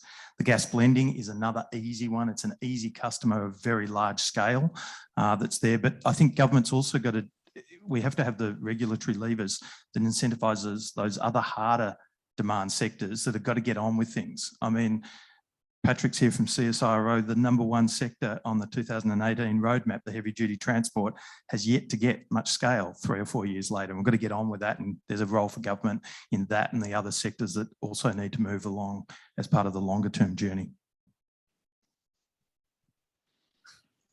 Without demand, you don't have anything. You don't have an industry. And I really think the lessons from Europe with their mandates and quotas is interesting, and that can start quite softly. So I really like that, because there's nothing like demand to sort of drive solutions and innovation. So it just starts the whole industry off. Otherwise, you've got a problem looking for a solution. So yeah, it's really, really important. Yeah, I thought I would just add how we're at least seeing a trend of the industrial consumers creating a demand for this, and down to their supply chain and the materials used, as well as logistics and shipping. So putting pressure or opportunities for the shipping companies. And also, I guess, with the EU's carbon border adjustment mechanism, seeing how China is adopting, creating or producing green steel or plans of that, and how perhaps Australia also should prepare for that. Although Europe maybe not being the largest export market, you'd expect Asia to follow similar trends in that. Thank you. Yeah, Craig, I'll just touch on that briefly, because as a government representative, I don't like speculating about government intervention in markets. But I think it's fair to say that the Commonwealth government and state and territory governments, for their part, have put a fair bit of money on the table here to try and help scale up. And I think so far the money that has been invested has been done very well, and we've had great leadership, especially through Dr. Finkel. But we've now reached a stage where we need to identify what needs a tweak, what needs a bit of industry assistance. We've got the Modern Manufacturing Initiative. We've got a view within Australia with the current government that we could probably do more in manufacturing. And I'd like to see how that might make its way through to hydrogen, because there's potential for us to do a little bit more there. Fantastic. I'll now ask each of the panelists to quickly sum up their key takeaways from today's session and just answer the question, are we on track for a workable regulatory environment? We can start with yourself, David Norman. Are we on track? I think we've done a good job at creating some of the initial foundations, some of the networks and groups, but we've identified a lot of regulatory change. We haven't really changed that much yet, would be my point. It's great to see Ben Barr from AEMC talking about the 10% blending and their work there. But that's only one element, and they've almost admitted they can only do one thing at the moment, and then they'll do something else later. We need to be getting on with, I think, a lot more in parallel. And if I could use one example, these big projects, when we have great organisations like Worley and others doing, for instance, the safety studies and safety reviews, we don't yet have in codes and regulations everything that they'll need to actually assess those. And then that's also interlinked, as we talked before, to the social acceptance, because right now that is how we assess, you know, a major hazard facility or a safety case or a new pipeline vicinity. And that's the, can I say, challenge that I don't think we're on track for, but we need to, because they're all enablers for the bigger projects. David? Look, I'll take my cue from the gentleman to my left who thinks we're a bit late to the party. Well, best to get to the party. So I think my understanding is we're onto it. I note that on a global scale, I've seen mention of 125 different legislative changes, 700s in terms of certifications and standards. This is a major piece of work. A really important point David made then was how do we tap into the real knowledge on regulation in the private sector? So how do we get the private sector working actively with the government? And by that, I don't mean local Australian governments, I mean global businesses who've got real experience in this. And let's just make sure, and going back to what we were discussing half an hour ago, that we don't start developing overlapping international regulations and confuse ourselves. So maybe it's good that we didn't start too quick, because now we're scoping out exactly what we need to do to get it right, because we just have to get it right. Lee?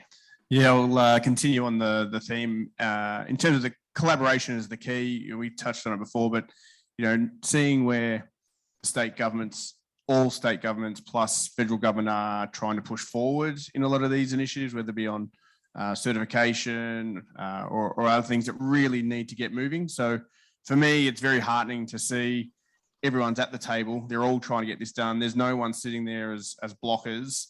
So that's from a domestic, and you know, I take the point around, let's take global best practice and get moving. Fantastic. Anya?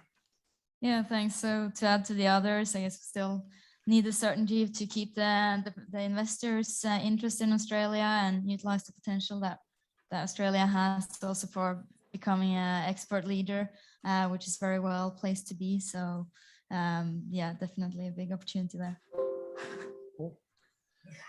I think the majority of people in the room probably don't think it's happening fast enough, but I think it's a journey of 1,000 miles, and you got to take those first steps. And you know, green hydrogen wasn't a thing even 5 years ago, and just look what it is now.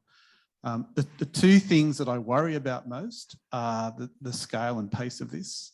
It needs complete transformation of the way we deliver projects to have any chance of meeting the sort of net zero environment. And the second one is that we hurt someone.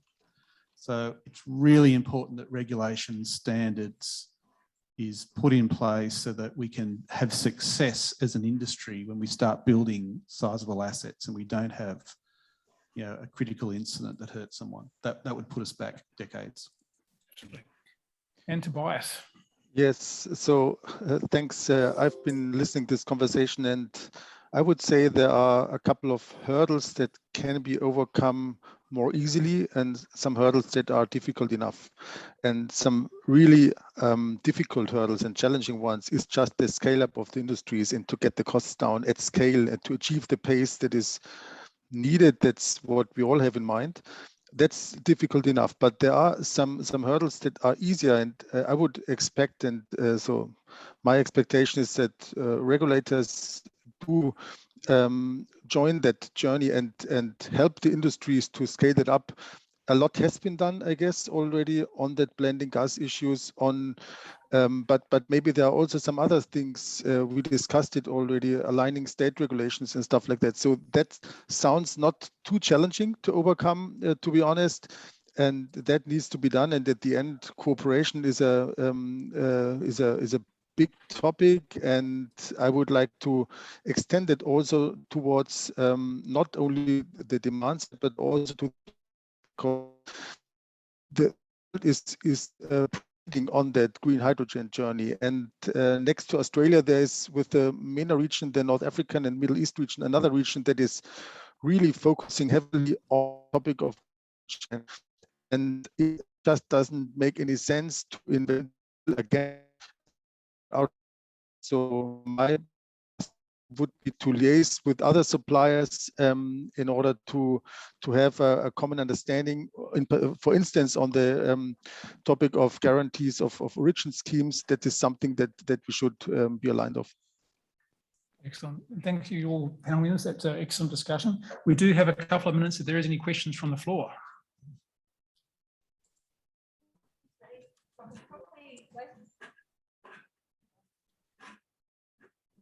This is probably less of a question, but just wanted to say I enjoyed that panel session. I'm from CSIRO. Maybe people know that because I was on here earlier. But you know what you're saying about the number of regulators and what you're saying about the amount of time that it takes to do things. I sit on project meetings. There's about 6 specialists on there. I think I've gone through half of those regulators, spent a few weeks going through to get updates from people, only for them to tell me that the regulators didn't really care about the question that we were asking them. And it wasn't in their jurisdiction, or it wasn't a problem. But, you know, part of the benefit of having CSIRO do this is that hopefully we can share that information with you so that you don't have to go through that pain that we are going through to try to get projects up. These are just small projects. These are not large projects. And if we can use forums like this, we start to have in-person conferences again, we can have these conversations, really start exchanging this knowledge, then it's really going to help many of us. I mean, having the virtual situation where you just come together, talk about what you came to talk about and you go away again, you don't have that dialogue and really start learning and improving on the situation here. So it's less a question, more just a comment, and I really enjoyed that. Thank you very much. Great summary.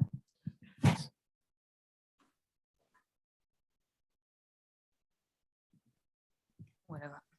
Florence Lindhaus from the German Chamber of Commerce. There's probably 2 ways of looking at this, at the urgency of this market. And one is you can be either generally worried about climate change and the tipping point, and what you said about the gas market, that's all good and well, but then you were not aware that there is a tipping point for the climate change. So if you're worried about your kids, that is one way of thinking about the urgency. But the other one, and Tobias alluded to this, is the competitors. So every market, there's not one market that relies on Australia alone. The competition is alive and active. So, for example, a German off-taker is wondering where to get his green hydrogen from.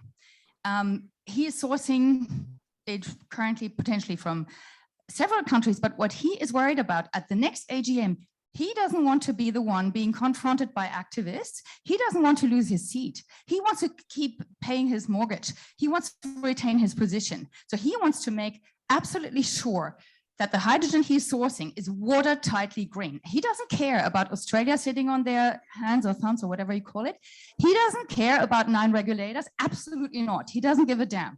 He just wants to retain his position. Can that somehow, I don't know, dribble down and become a bit more clear? We're not alone. If we want to have an export market, we have to look at the countries that we're going to export this to. Thank you. All right. Thank you to the panel members once again. That's been a very interesting discussion, and thank you for those few comments at the end. I'm sure our panel members will be available after the session for answering any questions you might have. So if you can join me in thanking the panelists.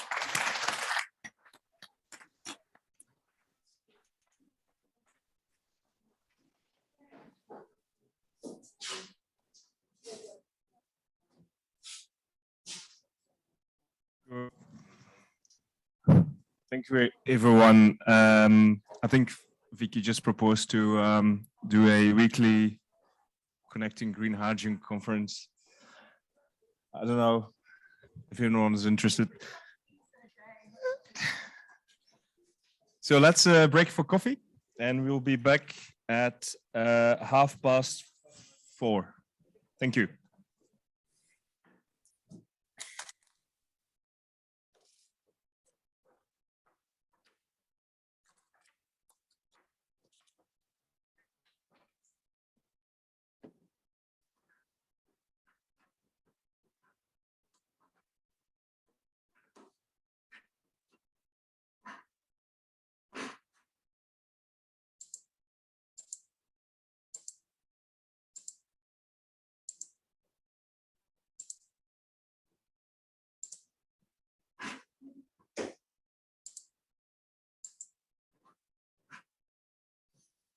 Hey David, how are you going? This is Amish from the MCC. I'm your operator for today. Would you like to test out your audio levels before you go on?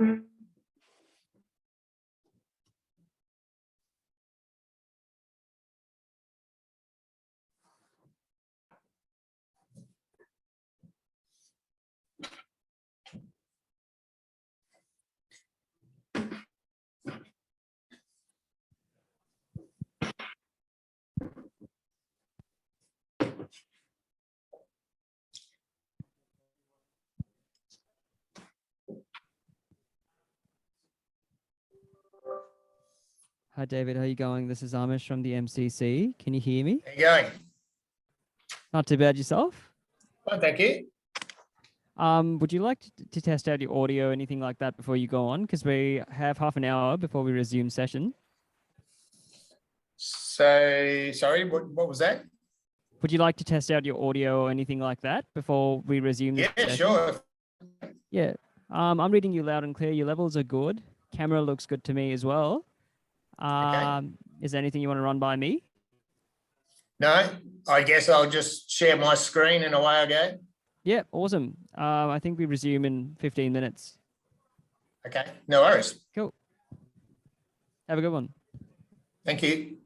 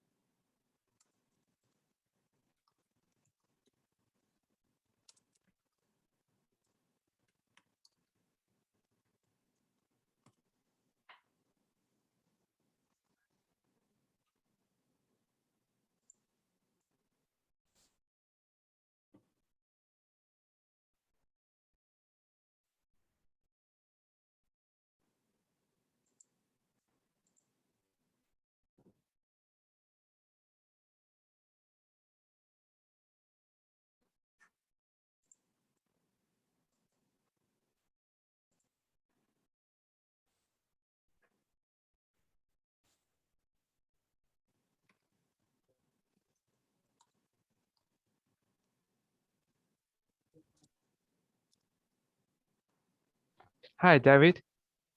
How you going? Yes, perfect. And can you share your screen now? Yeah, I hit share screen and it says that the host is disabled. Okay, let me check. Sharing. How about now? Yeah, that's fine. Okay, can you share your screen now? Okay, just hang on. Okay, I think. What can you see? Actually now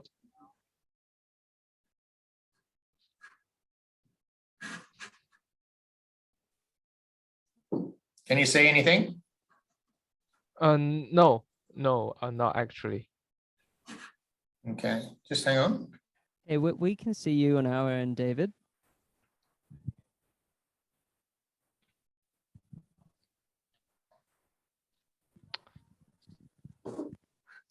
Oh, hi, Gary. And David wants to share with his screen to our audience in the venue. Can you see my screen now? I can see a screen now. We have a holding slide up at the moment, just because people are still having their break. As soon as everyone comes back in the room, we'll put you up on the big screen.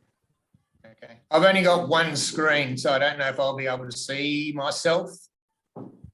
Would you like to see yourself? No, not really. I can just get on with it. Yeah, all right. What I can do is when you're speaking, I can have the audience view up for you to see what you're seeing right now. So then you can just see how the room's interacting to what you're saying. Yeah, if you just let me talk to the screen without them seeing me, that's fine. Cool. I think the plan was to have you on screen, but if you don't want to be on screen, we can accommodate that. No, as well. I can be on screen. Whatever you guys had planned, that's fine with me. Yeah, we were just going to put you up on the big screen just because everyone can see you. This haven't started yet, so that's the reason why we haven't put you up.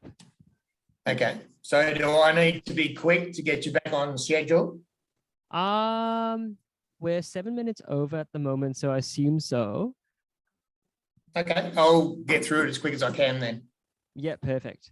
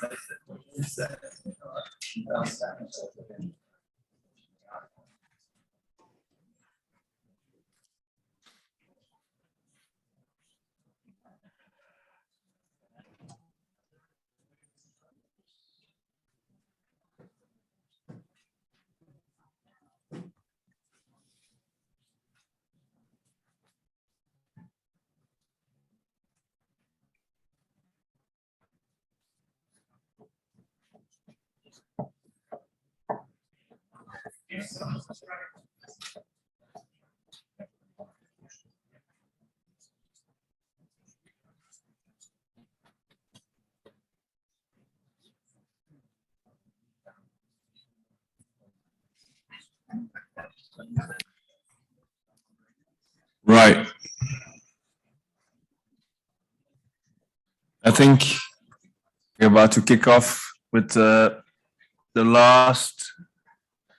very last two sessions of today. And then we got a cocktail reception and sustainability night starting at 6 o'clock. I don't know how long the sustainability night will last. It says 7 o'clock on my paper. So. Terrific. So we're running 10 minutes behind time, but we'll manage. Our next session is a keynote speaker who will talk about the challenge of green hydrogen. His name is David Berry. He's a business development manager at Petrofac. And he's a member of the Petrofac business development team who supports the operations and maintenance, well engineering, consultancy services, and the new energy services group in Australia and New Zealand. David has worked in the oil and gas industry for over 18 years in a number of operations and business development roles. Prior to joining Petrofac, his experience included consultancy services for asset integrity management solutions, inspection management services, and structural repairs for offshore floating production assets. More recently, he has been engaged with FEED, that's FEED, for an emerging green hydrogen project within Western Australia. Please welcome our next speaker. Thank you. Thank you for that kind invitation. Firstly, I'd like to begin by acknowledging the traditional owners and custodians of the land in which we meet today. I'd also like to pay my respects to their elders, past and present. I extend that respect to Aboriginal and Torres Strait Islander peoples here today. Thanks for the opportunity to speak. Green hydrogen is a much talked about topic across the emerging decarbonisation of different industries around the world. It's unique because not only you have to bring together technologies that are proven and weave them into an asset infrastructure that delivers your business plan, but it also has to be in concert with a number of other activities such as land and stakeholder interfaces and management. Primarily the land where these developments are sited has high renewables performance. There has some unique environmental aspects and approvals. And of course, prior to building, you like to have a good relationship with off-takers who are underpinning your project and making sure that you do have a market to get to once you start producing hydrogen. Also, which is vitally important, is infrastructure support and downstream supply chain management. So today we're going to look at the Ariston Stage 1 FEED project. Petrofac was lucky enough to be awarded this in October 2020. We spent approximately 6 months looking at the FEED project and worked up to getting some information together with the package for the next stage of the development. We'll look at the process description, we'll look at design challenges, and we'll look at the current deployment of green hydrogen across the world and look at what that means in terms of dollars for a kilo of hydrogen and compare that with what we're seeing in the blue hydrogen market. And then lastly, we'll look at some conclusions. So everybody, I would anticipate, would be very familiar with the types of hydrogen. There's a lot of colours in the spectrum. I think they're making good inroads into the communication process of the industry and the community on trying to understand what it means as far as green and blue hydrogen is concerned, let alone all the other different colours of hydrogen production. So the elements, water, obviously in electrolysis, you need good supply of water. Green hydrogen is standing alone with wind and solar performance, and capacity factors of greater than 45% are generally needed at a site for green hydrogen production. Hydrogen production technology. There's been a lot of work in recent years on production technology. Alkaline electrolyzers have been around for about 100 years. They are stable in their performance, but there are emerging technologies that are coming price comparable with alkaline. We're looking at the balance of plant. Balance of plant you generally see around different process solutions and manufacture of products. And of course, we have oxygen and hydrogen production.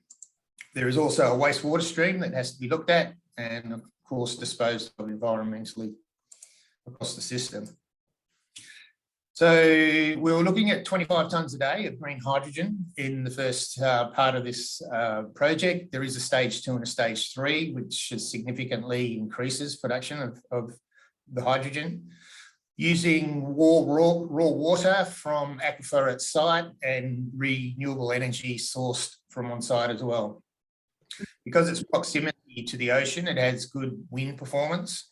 So at the moment, the numbers are looking at about 114 megawatts of wind and 90 megawatts of on-site solar. The project has been delivered from the Petrac team, both in Australia and in the UK in Woking, and the project is going to be entering the EPC and EPCM phase early in 2022. So you can see the 3 phases of the plan at the moment. First stage is the 25 tonne per day hydrogen facility, moving to 130 tonnes of hydrogen, moving finally to 225 tonnes of hydrogen. It does have a significant cost associated with the development of these projects. And so that's why it's vital that the off-takers are secured and there's a market for hydrogen production. Simple process block diagram from the renewable power generation, hydrogen production through to compression and conditioning. Hydrogen compression is not overly difficult, however, is very energy intensive. And there are only a few hydrogen compression manufacturers and OEMs around the world that are participating in that space at the moment, but there's a lot more moving forward into that area. Hydrogen storage and export. In the first phase of the FEED, we were looking at gaseous hydrogen. As the project and as the engineering progressed, we realised that the easiest way to get to market with the distances in mind for the facility was to look at a hydrogen liquefaction system, which then necessitated having cryogenic hydrogen storage as well as loading and offtake. It should be noted that the trucking that's going to be associated with the liquid hydrogen, that will be fueled by gaseous hydrogen. So we had to look at different dispensing units associated with the project as well. The bore water and the well water was advantageous for the project because it was significantly high quality, which means that there didn't need to be extensive water treatment from aquifer water. However, we still did have to manage the waste stream of the water at site. The initial site layout was on about 2,000 hectares of land. You can see the process facilities in sort of the middle left quadrant of this map. This initial layout was determined primarily by the shape of the land and the civils that were associated with the site. You can see the solar arrays to the top of the picture. And then, of course, the circles depict the wind turbines that will be providing power in concert with the solar arrays. There is an evaporation pond which was measured due to the process flows of the facility, and calculations were made. And the site was managed to carefully look at the environmental aspects of the land and make sure that everything was developed accordingly. Design changes we're going to look at. We'll just look at four or five of these. It's interesting to understand electrolyzer technology. Is it scalable and what sort of footprint that it has? Its operability, particularly in concert with intermittent power supplies that are associated with wind and solar, particularly if there's cloudy days or days where the wind isn't performing as well as you anticipated. There's chemicals, of course, and water management. So the challenge was to look at the choice of electrolyzer. The target was to make sure that it was the lowest capex, it had high reliability, and would look to be supporting a large-scale hydrogen production, because this project was going over several stages. It had to have an established supply chain and manufacturing capacity, and we needed to understand what the process flows were around those electrolyzers so that we can make a determination. Our approach was that we engaged the licensors to compare technologies on a like-for-like basis, and using that data, the team was able to determine a balanced integration of electrolyzers with the balance of plant and the storage systems. So this is just a quick snapshot of what we looked at in alkaline and PEM. As I said before, the PEM technology has accelerated quite significantly now to be stackable in about 100 megawatt stacks. This is comparable with alkaline. And I would say in the last year to 18 months, the PEM technology has moved significantly in comparison to alkaline. We anticipate that there won't be much movement in the technology around the alkaline and performance of the alkaline electrolyzers over the next few years. There will, however, probably be some reward in costs associated with CapEx for alkaline and PEM. The next one was the intermittency of renewable power. As we said before, it's a challenge to marry solar PV with wind turbines. We have an intermittent active production of electricity, and we have to make sure that the connection that we have to the process systems is going to be able to maintain a steady stream of power. Alkaline electrolyzers require about 15 minutes to shut down. So we have to sustain power in the event of an outage for around 15 minutes, which is provided by a 30 megawatt hour battery. The approach was that we wanted to look at adjacent grid associated with that siting of the facility, and anticipate that by the stage one, early stage two, that there would be 330 kV at site that we could sell back excess power to the grid when required. So the redundancy that we built into the original design of the 90 megawatts of solar and 114 megawatts of wind gave us a good factor to be able to look after that redundancy, as well as keep the process running with about 80 megawatts of power. This is just a quick schematic of what the plant looked like from a very high level. As we said before, it was initially considered that there was only going to be the top leg post-electrolysis for compression, storage and export. But as we looked at the market and spoke to a number of off-takers, there was a clear preference for liquefaction associated with transport to site. So there was an introduction of liquefaction, liquid hydrogen storage, and then of course transportation. Site layout was put together by the team in the UK. Started off, like I said before, with the electrolyzers. This footprint we anticipate would be repeatable across the sites as the production system grew within stage 2 and stage 3. But it gives you an understanding of the sort of offloading areas, the main production facilities, the balance of plant, workshops, offices, the road entries and exits to allow the road transport to turn efficiently, as well as have access to the overall site where maintenance and general care activities could be taken on.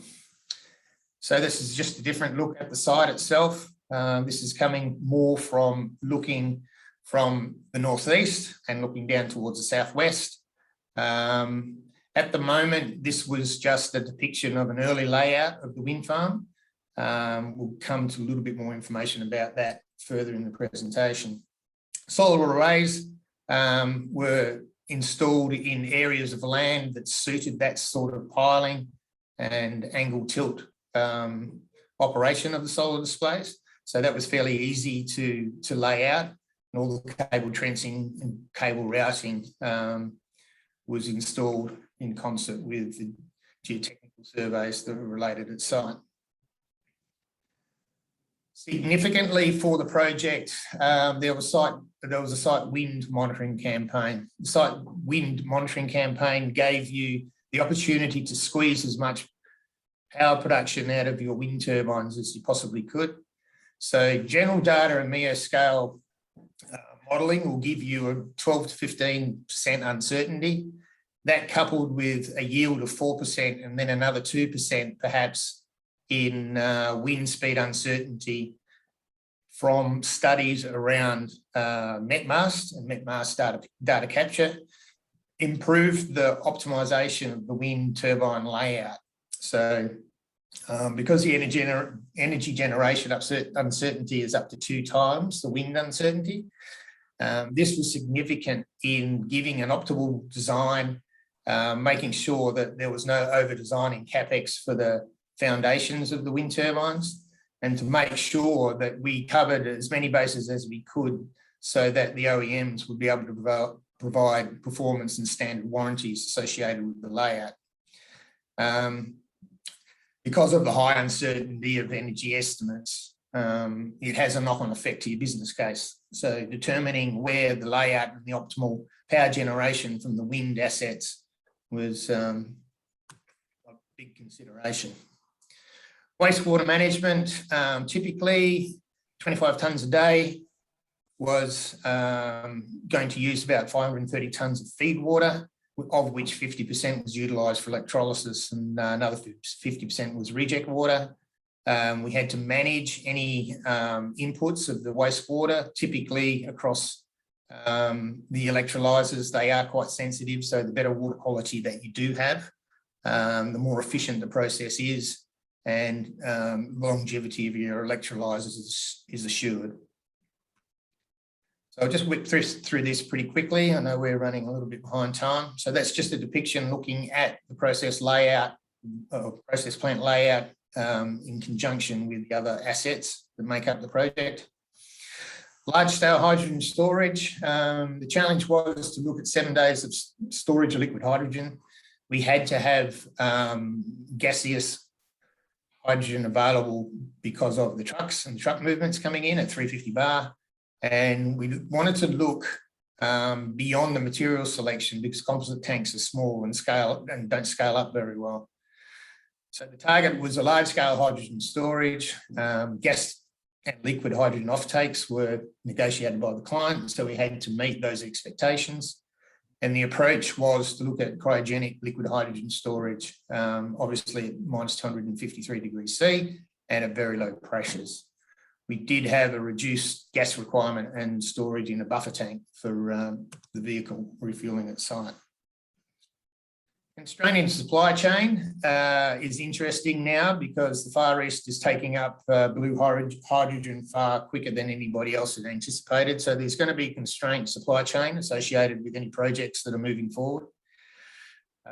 It's interesting to understand the technology around liquefaction and the electrolyzers, because there are standard configurations that are on the shelf. So you have to be wary that your solution for your plant doesn't step in between the standard configurations, because re-engineering will cost you a lot of money before you transition to getting the product at site. So we engaged with our OEMs very early had multiple engagements and developed a strategy around approved vendor lists and supply chain management. We've touched on this, so I won't spend too much time on it, but there are emerging technologies. Microgrid power management is paramount for the interaction of all the producing power components that you do have. Custody transfer and business to business systems, if you are custody transferring from trucks with liquid hydrogen, those activities have to be completed at site. So there's some telemetry applications that are available for those solutions.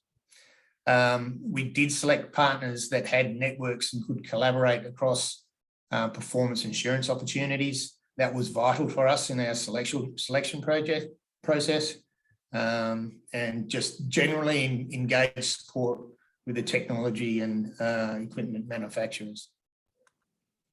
Okay, deployment of H2. We're pretty au fait, I would anticipate, with all the different regions of the world that are looking at low carbon hydrogen and what is the best source in different locations. Australia has a great potential. It has a lot of areas of renewable wind and solar performance and emerging technologies. PVT is coming along quite quickly. So there are process heating solutions that could be coupled to the back end of your solar packages. Deployment of green hydrogen. At the moment, we're looking at green hydrogen anywhere from $3 to $5 a kilo. I'd anticipate that you're probably going to be around about the 5 kilo and below mark rather than the 3 and upwards. Energy costs will continue to fall for renewable energy. There'll be large-scale manufacture of electrolyzers. That means that there will be a standard. Small electrolyzers will still come out in 10 megawatt packages, but we anticipate that for large-scale hydrogen production, there will be a standard configuration of around about 100 megawatts coming out from most of the OEMs. Pressurized electrolyzers, excuse me, paramount for your compression activities. The more pressure you get out of your electrolyzers at the back end, the easier it makes for an energy efficient compression system. Increased electrolyzer efficiencies. We've talked about that with PEM, not so much with alkaline. Well-developed supply chain, stable market, supply and demand, repeatable business that will keep pulling the hydrogen production towards the end users. And of course, hopefully by 2050, we are getting scale and dollar efficiencies out of hydrogen production. Conclusions. I won't read these. It's pretty much a summary of where I have highlighted different aspects of this this presentation. Pretty much we're looking at proven technology being put together to produce hydrogen and in some cases liquid hydrogen. We believe that this is achievable. It is a long supply chain journey and you have to be cognizant of the performance and performance assurance activities around coupling the different aspects of the equipment together within a production plant. So I think I will leave this now. I think we've sort of caught up on time or a little bit over. So I'll hand it back to your hosts. Thank you.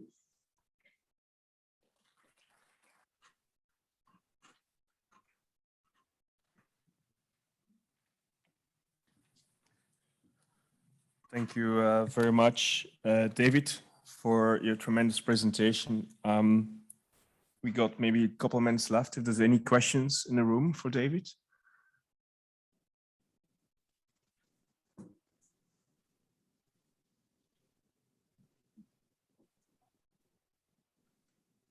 If there is a question, please, there's a microphone right in the middle of the room.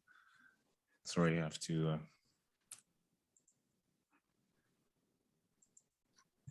Hi, David. I was just wondering where you saw the end markets for your liquefied hydrogen, and is that going to domestic markets or others?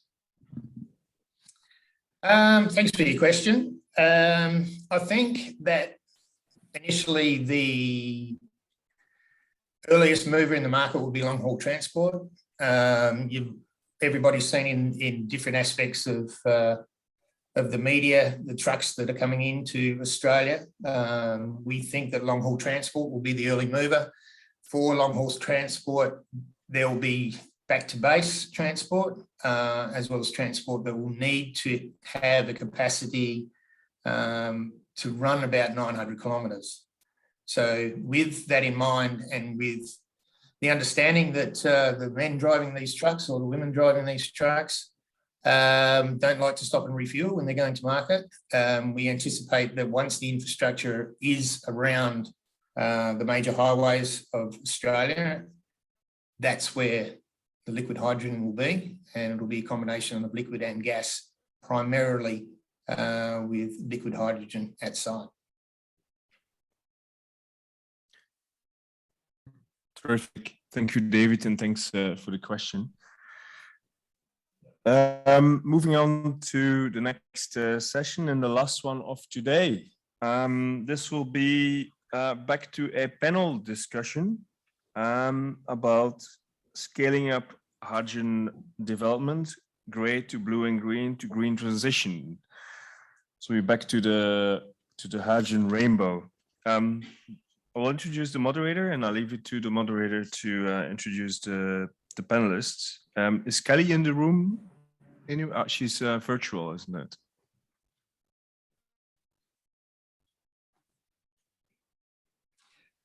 Terrific. Thank you. So quickly introducing Kelly. Kelly is Arab's energy skills leader for Australasia. Her strong background in planning and approvals for large infrastructure initiatives and recent focus on sustainability and low carbon economy transition places her at the forefront of the energy sector's transformation. Kelly is currently leading Arab's collaboration with the Australian government on the National Hydrogen Infrastructure Assessment, and also has previously held leading roles on other notable projects, including the New Zealand government's Green Hydrogen Strategy and the Hydrogen Hubs report for the Australian Hydrogen Strategy. Kelly's knowledge, energy, and passion for collaboration towards a sustainable future is the driving force behind her solid reputation and exceptional achievements in the energy industry. Please welcome the moderator and the panelists. Thank you. Thank you very much for that lovely introduction. It's great to be here with you all today, albeit virtually from Brisbane. It's never great to be the last session of the day, but hopefully it'll be an engaging session as we talk about scaling up, and we're back to the colours of hydrogen again and that discussion.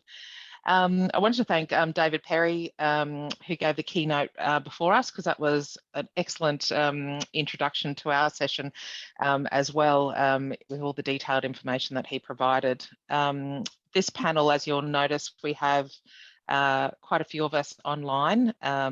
So could I ask Ted and Steve and Cam to turn on there? Here we are. And then we have in person, I think I can see Harriet there, I think. Is that right? Yep, perfect. And is it Matthew in person as well? Yep, great, fantastic. All right, well, I've just had my wonderful introduction, so I will hand it over to each of the panelists to talk. So first of all, we have Cam Ho, who's the Managing Director of Australia and the CTO of APAC from Total Eren. Over to you, Cam. Thanks, Kelly. Really appreciate it. Hi, everyone. And I'm sure it's late in the afternoon now and everyone's keen for the drinks coming up at the conference. Apologies, couldn't join in person, but I do hope everyone in person will get the opportunity to enjoy the conference. So Total Eren, we're a global renewable energy IPP. We have a strategic alliance with TotalEnergies, which is the world's 6th largest energy company. Obviously for us, the transition towards renewable energy into green hydrogen is of a large interest to us. We've been developing quite a large number of green hydrogen projects globally, including a recent announcement in Chile as well. So for us, we do believe that the next evolution of renewables is focused on green hydrogen. We've got a dedicated team in Australia focus on development of green H2 products, but also from a project's perspective. Thanks, Cam. Next, we have Harriet Floyd, who's there in person. She's the Manager of Research and Emerging Technology at APA Group. Over to you, Harriet. Thanks, Kelly. Thanks very much. Really excited to be here today. As Kelly mentioned, I'm from APA Group, which is an energy infrastructure business. We have about $21 billion of assets ranging from gas, electricity, solar and wind. And we're actually one of the largest owners and operators of renewable generation in Australia. Coupled with that, we've got about 15,000 kilometers of pipelines that we own and operate. And I joined the business about a year ago into a team called Pathfinder. And our remit is really to future-proof our business, to look around the corner at what technologies are coming, what does that mean for our business, and how can we leverage our existing assets, our existing capabilities, to make sure that we are a world-class energy solutions provider in the future. Thank you. Thanks, Harriet. Next, we have Dr. Stephen Gravel, Senior Business Development Manager at Linde. Over to you, Steve. Thanks so much, Kelly. It's a pleasure to be here again, virtually. But very different times. I'm actually in the UK, but based in Singapore. And I've been in hydrogen for over 20 years now, before it became mainstream. And I work for Linde, so it's known as VOC in Australia. And we're lucky enough, we're involved in the whole hydrogen value chain. So from production of grey, blue and green hydrogen. Also heavily involved in process technology for the production of ammonia and methanol. We're the largest supplier of liquid hydrogen globally. And also we have very large network of hydrogen pipelines. We have a salt cavern in Texas, in the US, with over 6,000 tons of storage of hydrogen there. And I think finally, the applications for hydrogen, heavily involved in that, particularly for hydrogen mobility, where we're supplying around about a third of the HRS into the market. Pleasure to be here. Thanks, Steve. And next we have Matthew Carnahan, Head of Trading and Energy Markets from Haringa Energy. Over to you, Matt, in person. Yeah, thanks, Kelly. So yeah, I'm Matt Carnahan, Head of Trading and Energy Markets at Haringa Energy. So Haringa Energy is a green hydrogen company based in Australia and New Zealand. We develop, build, jointly own and operate green hydrogen projects. So really, our business model is to prove the commercialization of green hydrogen. We believe that the technology has been proven. We had a gentleman mention earlier that in 2010, green hydrogen was used in Canada. So really what needs to be proven now is the commercial and business models behind green hydrogen to unlock the opportunity. Personally, my background is in electricity, gas and carbon trading. So three very important commodities and molecules for what is this new green hydrogen industry. So our two headline projects are currently in New Zealand. We have a refueling network where we have 4 high capacity refueling stations going in, and proud to announce that that project has been reached financial close just last month. So we're in the construction phase of that, and alongside that, we're bringing in 20 trucks to bring in the demand side to go with that hydrogen production as well. Our other project is a green ammonia opportunity where we've got a joint venture with Balance Agri-Nutrients, the New Zealand's largest fertilizer producer. So having that 50-50 joint venture with the off-taker, again, you need to bring that demand side with the production, has really unlocked that. And we just got consent for a 24 megawatt wind farm, which is going to be producing the electrons to feed the electrolyzer for that project. Thank you. Oh, thanks, Matt. It's always great to hear projects announcing financial close. It makes everyone very happy in the hydrogen industry. And I'm glad you mentioned Canada as well. So next we have Edward Stewart, Vice President of Product Strategy from Hydrogen Optimised. And Ted, I think will talk to us a bit about the hydrogen, what's happening in Canada. Well, that's a wonderful transition. As Kelly mentioned, my name is Ted Stewart. I'm a co-founder of Hydrogen Optimize. At Hydrogen Optimize, we focus on large-scale unipolar water electrolysis. Unipolar type electrolyzers used to be extremely common back in the days where hundreds of megawatts of plants were normal business, back in the 1930s towards 60s, and developed later and towards the 1980s. And we're bringing a new generation of unipolar technology to market with product in the hundreds of thousands of ampere of systems, as opposed to today traditional electrolyzers that are more in the tens of thousands of amperes in systems.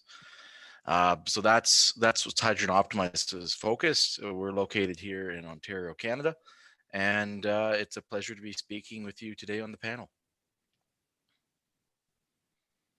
Okay, great. Well, that's everybody. So we've got a great panel here to really get into the topic of scaling up hydrogen development, grey to green and blue to green transition.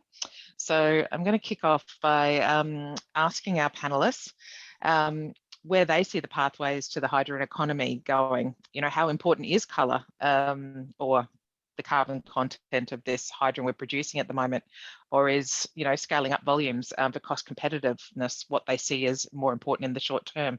I'd like them to tease that around. So I'm going to throw it first to Cam. Thanks, Kelly. I think it's a great question. I mean, it's all often debated in regards to, I think, the rainbow of hydrogen. I think now we're inventing new terms of pink and yellow hydrogen even. I think, you know, from my perspective, it is important, you know, in terms of the source of hydrogen, the color. I think there's little purpose for us to transition to a new fuel that ultimately it's going to be more environmentally costly to produce versus its replacement. So if we're talking about creating hydrogen to fuel transportation, but the carbon intensity is significantly more than petrol and diesel, I don't think we should embark, you know, towards it. So, you know, on that basis, I think there are competitive sources of hydrogen production today, which is predominantly blue, some form of grey, with the view that transitioning from that to green, you know, can be done in the next 10 years. So I think from my perspective, I think the color does matter, but noting that, you know, it's a transition phase, you know, to get from blue and grey towards green within a decade. Okay, over to you, Ted. Have we got some discussion points on that? Sure. Well, my company tagline is green hydrogen at scale. So bias is on the table there.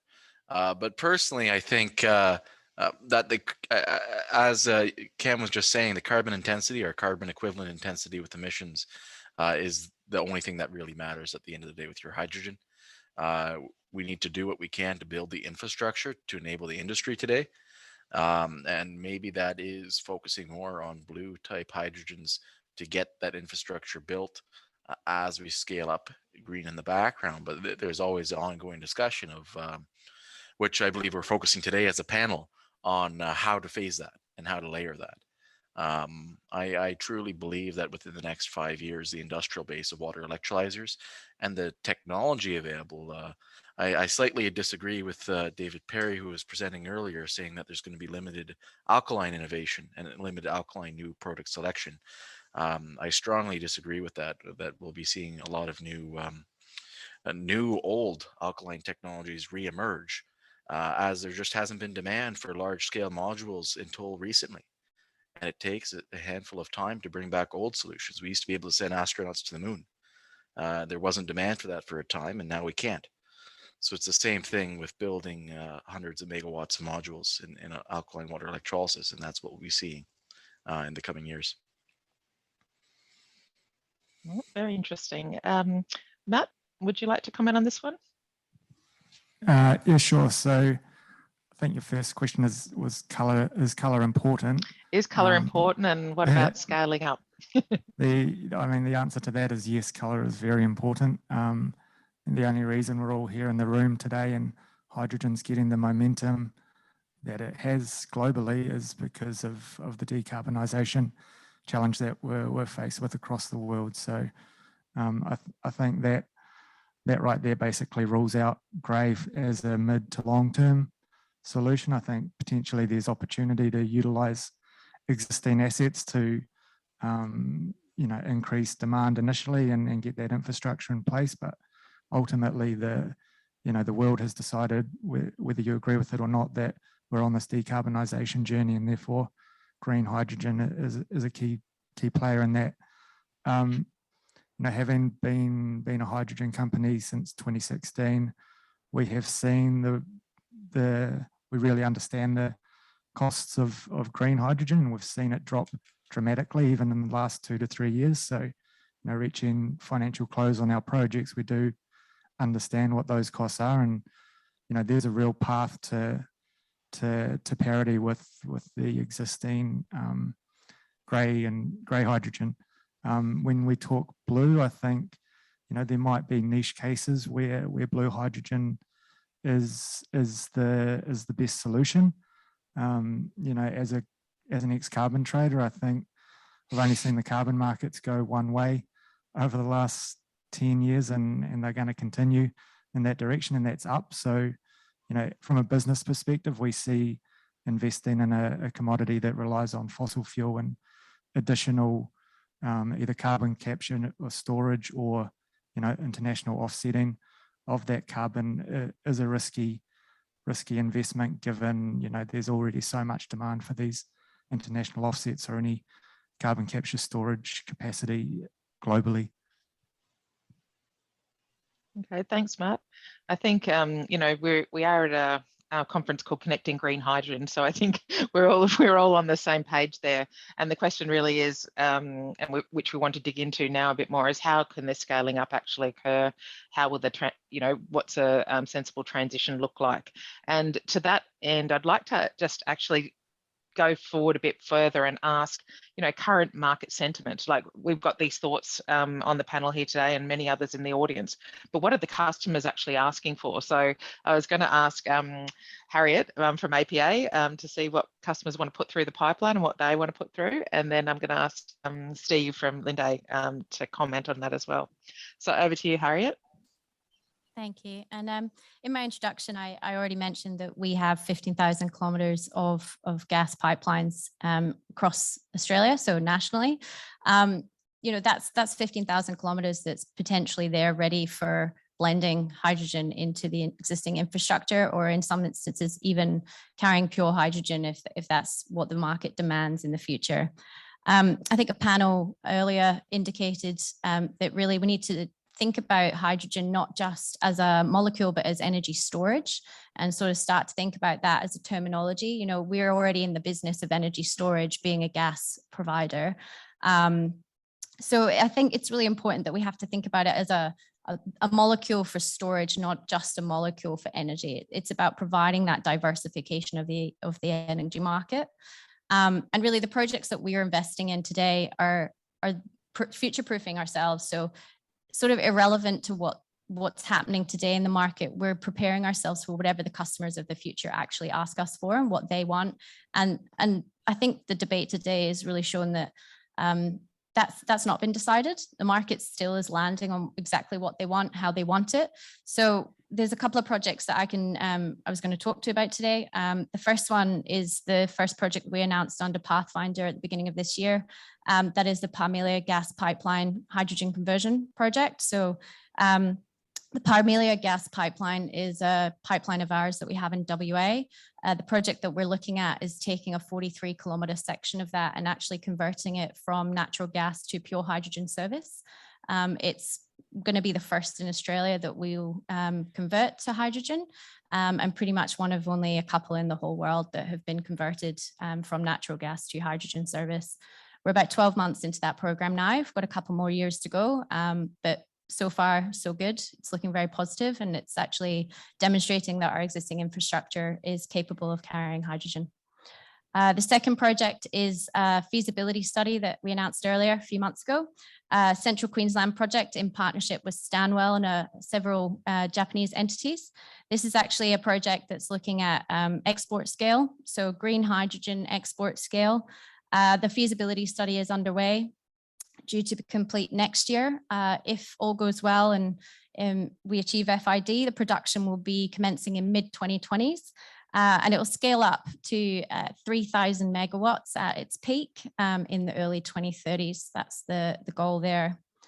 The third project I was going to touch on is a project again back in WA, Midwest Blue project.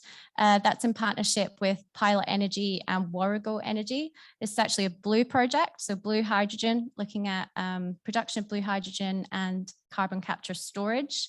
The CCS will be using a disused reservoir in the Perth Basin to store that CO2. And the last project I was going to mention is pretty much hot off the press. It was our access arrangement for the Victorian transmission system. So the high pressure transmission system that sort of connects regional Victoria to Metro Victoria. We submitted our access arrangement to the AER last week. As a part of that access arrangement, we have submitted a hydrogen safety assessment, and the intention there is that we will commence testing on all of our transmission infrastructure that currently uses natural gas to assess it for hydrogen compatibility. And that's a hugely complex network, and will pretty much be the biggest, most complex network in the world that will be tested to the capability that we're looking at. Well, thanks, Harriet. Yeah, lots going on in the gas industry and gas transmission space, that's for sure. And really interesting to see that you're looking at all the options that customers may want. Steve, I know you've got some broad experience across APAC. That'll be really interesting to hear your views as well. Yeah, sure, Kelly. Yeah, we're relatively agnostic to the colour, whether it's grey, blue, or green. And as Cam mentioned before, we also have a project with pink hydrogen. But I guess for us at the moment, we do see a tremendous possibility with blue hydrogen. So we're supplying currently, in terms of grey hydrogen, we're the largest supplier of grey hydrogen globally. It's about 8,000 tonnes per day. It's about 4% of the global market. But we do see that grey hydrogen transitioning to blue hydrogen. I think with blue hydrogen, the advantages are that the production, the capture of CO2 is well proven. It's available today at economies of scale, which is absolutely critical, because a single train of blue project can supply the clean hydrogen equivalent to several gigawatts of electrolyzer green hydrogen. And today there just isn't sufficient electrolyzer capacity for all the projects envisaged. And also the targets, I mean, we're seeing targets of potentially 5-10-fold increase of hydrogen from the 70 million tonnes per day to maybe 500 million tonnes per annum in the future. So we're involved in projects in globally, US, Europe, Middle East, and Australia. And just recently we announced a project in Singapore. We're actually using the cold energy from LNG regasification to liquefy the CO2. So Linda's developing that project, the capture, the CO2, the liquefaction, the cryogenic storage to handle large quantities of CO2 within Singapore. Ultimately, that CO2 needs to be stored. So I think this is the area that needs a lot more development in the next few years. I think regions such as Indonesia, Australia, and Malaysia are going to play a particularly important role in blue hydrogen development.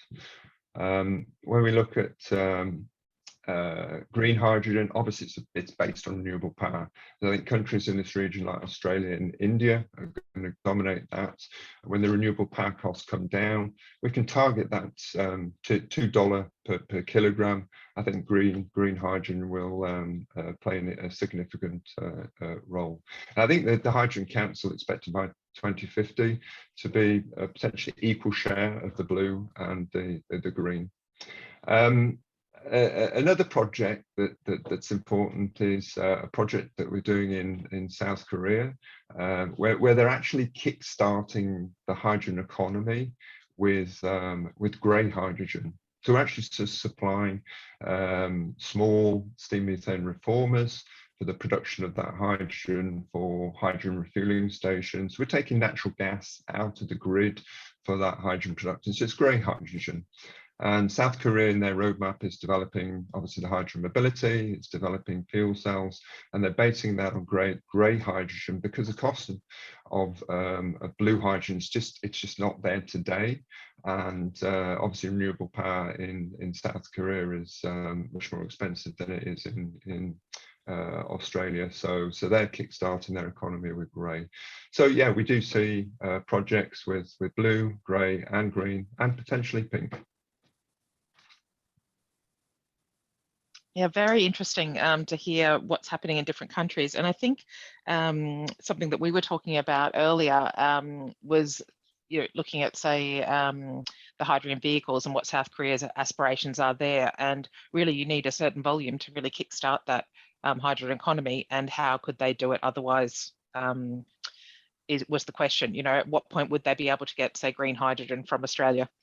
And that's the question I guess everyone's here to understand part of today. Matt, did you have something maybe to add just in terms of your experience in the carbon markets and things like that, where you see that may play a role? I guess in terms of, I'll just touch on first what we see the customers wanting. Oh yeah, that'd be great. Thank you.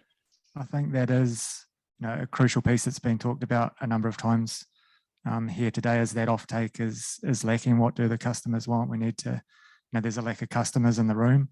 We need to really start listening to them. Certainly from the heavy transport market, which is our main target market in New Zealand for the refueling network, they want green.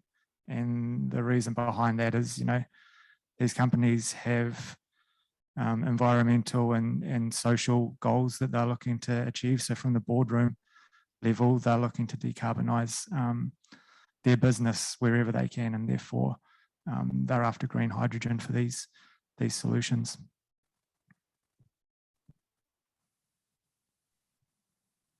Brilliant, thank you for that. And I think exactly right, the different sectors and what they're trying to achieve, very much in the mobility space, that's where we can see some of that early movers, I think, in the green hydrogen, which is excellent. Just in terms of new technologies and I guess the game changers that can help us get there and how that will help the transition along the way. I just want to explore a bit more of that, because really that is going to be one of the key components in making this happen within the decade, or whatever it is that we agree this transition will be occurring. So Steve, did you want to give us some insights on maybe some of those technologies that you were hinting at before? Yeah, sure, Kelly. I think for me, certainly one of the technology limitations at the moment is in terms of the carrier. So particularly for a country like Australia, where blue and green hydrogen can be produced relatively cheaply. It carriers at the moment, so the carrier of choice, certainly in the foreseeable future, is likely to be clean ammonia. It can be produced cost effectively at large scale, and it's well proven. And I guess the limitation of that ammonia is that it can be used in, I guess, a limited number of applications. So it can be used to replace fertilizer, it can be used in chemicals, it can be used potentially as a direct fuel for shipping, and blending in coal power stations. However, in terms of improving the application for that clean ammonia, I think what is needed is efficient ammonia cracking technology, so that high purity hydrogen can be produced, and that could be used in other applications. So, for example, hydrogen mobility. The other carrier that's important, obviously, is liquid hydrogen. So we've heard a lot about that today. And this liquid hydrogen, one of the I guess the points that is an issue at the moment is actually shipping of that liquid hydrogen overseas. So there isn't commercial scale shipping available today. However, we do see it's very much like the LNG industry, that will develop over the foreseeable future. So for the next 5-10 years, we do see commercial scale liquid hydrogen shipping possible. And for Linde, in terms of supplying the liquefaction technology, so we've been working for 50 years in supplying the market with liquefiers, with around about 50% of the market share. We're scaling up our technology from 30 tons per day as the largest plant we produce, but we're looking at targeting hundreds of tons per day. So that'll bring the fixed cost for liquefaction down, and also the efficiency. We're targeting a 50% reduction in the power demand for that liquefaction. So we see in the future, potentially exporting hydrogen from Australia around about the $1 to $2. So this then opens up markets in Northeast Asia. And I do see some competition between that cracked ammonia and liquid hydrogen. And it'll be interesting to see how that plays out. I think one of the advantages of liquefaction is that the liquefaction power demand is actually in the country where there's renewable, low-cost power available. When it comes to the actual cracking of the ammonia, that's in the country where they don't have renewable power, and it's obviously more expensive. So, liquid hydrogen does have some potential advantages in the future. So that's a little bit about the carriers. I'll just touch on production. So we talked about green and blue. I think with production, the other interesting game changer is potentially turquoise hydrogen, methane cracking. It's got a much lower energy requirement than water electrolysis. So this could potentially be a game changer. The other producing technology is solid oxide electrolysis. This could also play an important role in the future as well. Final point on technology, I think, is storage of hydrogen. And we have our own salt caverns. Salt caverns are the lowest cost form of hydrogen storage. However, it's very much dependent on the location. You've got to have a salt formation. So I think the development of other low-cost technologies for that hydrogen storage is critical to fully develop the hydrogen economy. Thank you. Excellent overview, Steve. You've covered plenty there, which is brilliant. And I think Ted, Cam, and Harriet, at least, they've got some points along there that they're keen to discuss as well. So I'll just go straight over to you, Ted. Oh, thank you. Well, our core innovation we're working on here at Hydrogen Optimize is with our high current unipolar technology, which enables alkaline to play roles in niches that typically doesn't. Recently, over the past month, we've been demonstrating our units at 50,000 amperes, which is the world's highest current water electrolysis demonstration presently, and the highest current since the 1980s reached in the water electrolysis field. We have plans to double this within the next year and quadruple in the short term and medium term in the grand scheme of things. Additionally to that, in the past week, we've started to be demonstrating ability to do 0 to 100% of range factor within a single-digit second reaction time. So with an alkaline technology being able to do dynamic range response, which is typically something which is kept only for the PEMs in the industry, as we heard from the previous presenter to our panel, that it was typically 15 minutes to shut off an alkaline electrolyzer. We're targeting to remove that as a requirement and be able to modulate within single-digit seconds to any fraction. And this is not new breakthrough technology. This is proven unipolar technology that's been deployed in over 1,000 projects in 100 countries over the decades. It's just technology that's not been available in the market because of lack of demand until recently. And here at Hydrogen Optimize, we're presently demonstrating that here in Canada and looking to bring that to market.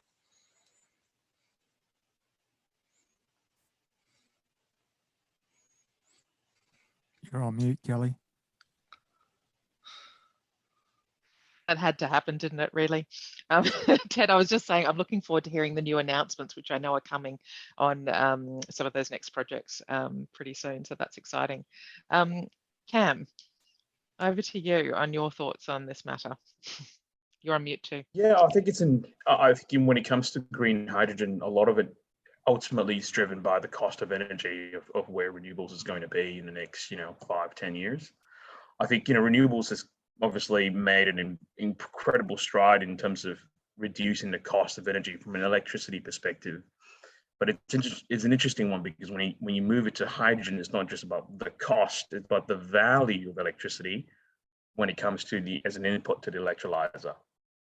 Now, obviously there's a whole debate around alkaline and PEM electrolyzers, different applications. I think from our perspective, we do think that renewables will continue to improve in its efficiency, and therefore, we can get to that $20 a megawatt mark probably by the end of the decade.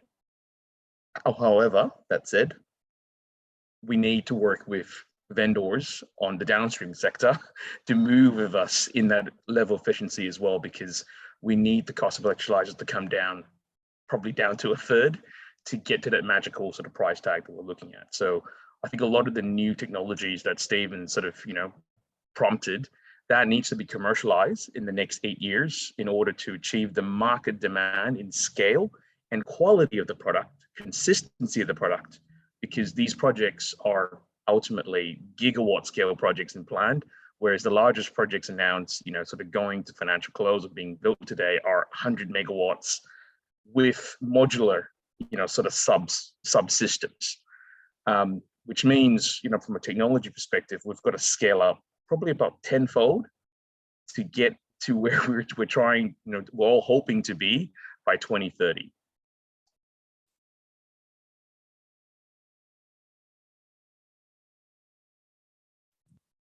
Oh, you've done it again, Kelly. Not again.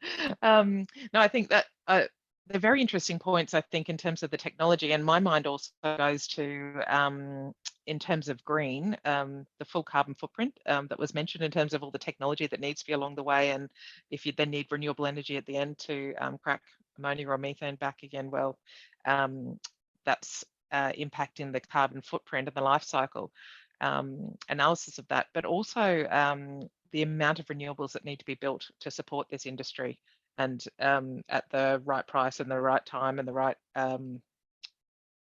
locations. So I think there's, I would even say there's advancement needed in that in terms of how that rolls out, and it needs to happen at speed as well. Harriet, over to you on your thoughts on the role of technology. Thanks, Kelly. I think lots of people today have been talking about how to bring the cost curve of hydrogen production down. And, you heard, I think it was Anya in the previous panel, where she talked about the 3 sort of pillars of how to bring the cost curve down. You've got your electrolyzer capex, you've got your load factor, or your utilization of your electrolyzer, and then you've got your renewable electricity to come down. Those are absolutely fundamental, but technologies that I'm getting pretty excited about and are on my wish list or watch list probably are actually around implementing that hydrogen supply chain. Obviously, I'm in a predominantly gas infrastructure business and energy infrastructure business. So the 2 things that are keeping me awake at night, the first one being hydrogen storage. You heard from Phil from Worley earlier. I won't repeat exactly his phrasing, but hydrogen storage is a challenge. The energy content of hydrogen isn't the same as a molecule of methane. So you haven't got the same line pack storage available to you that you do in natural gas today. So we're going to have to think of alternatives for hydrogen storage. Obviously in Europe, they're very focused on salt caverns. I know there was a really great report recently came out through Future Fuels that looks at hydrogen storage options in Australia. And we do have some limited salt caverns, but probably not in most of the ideal locations where we really need them to be. So we're going to have to think a little bit smarter about that. And that's where technology and innovation can really come to the fore, I think, and start thinking about some probably more man-made solution, women-made solutions, sorry, to come and create some technology innovation there. And the second one that I think it's definitely much more emerging technology, but I could see it as a real game changer if we can get the scale and the commerciality over the line, is actually gas separation technology. So again, I'm talking about if we're in a pipeline business, you're blending your gas and your natural gas and your hydrogen into, lots of people are talking about doing blending in both transmission distribution to get it to customers. I see gas separation as a real game changer, perhaps for those industries that are either still transitioning to accepting a blend. You've got some big, heavy industrials that might have some significant capital that they'd have to spend to actually transition to accepting blends. If a gas separation technology can be placed on their site, then that gives them the optionality to potentially separate out the gas and the hydrogen, the natural gas and the hydrogen. And really, it's about giving people options. That's what we're talking about here in the energy transition. You know, a molecule gives people different energy options. Electrification gives people a different energy option.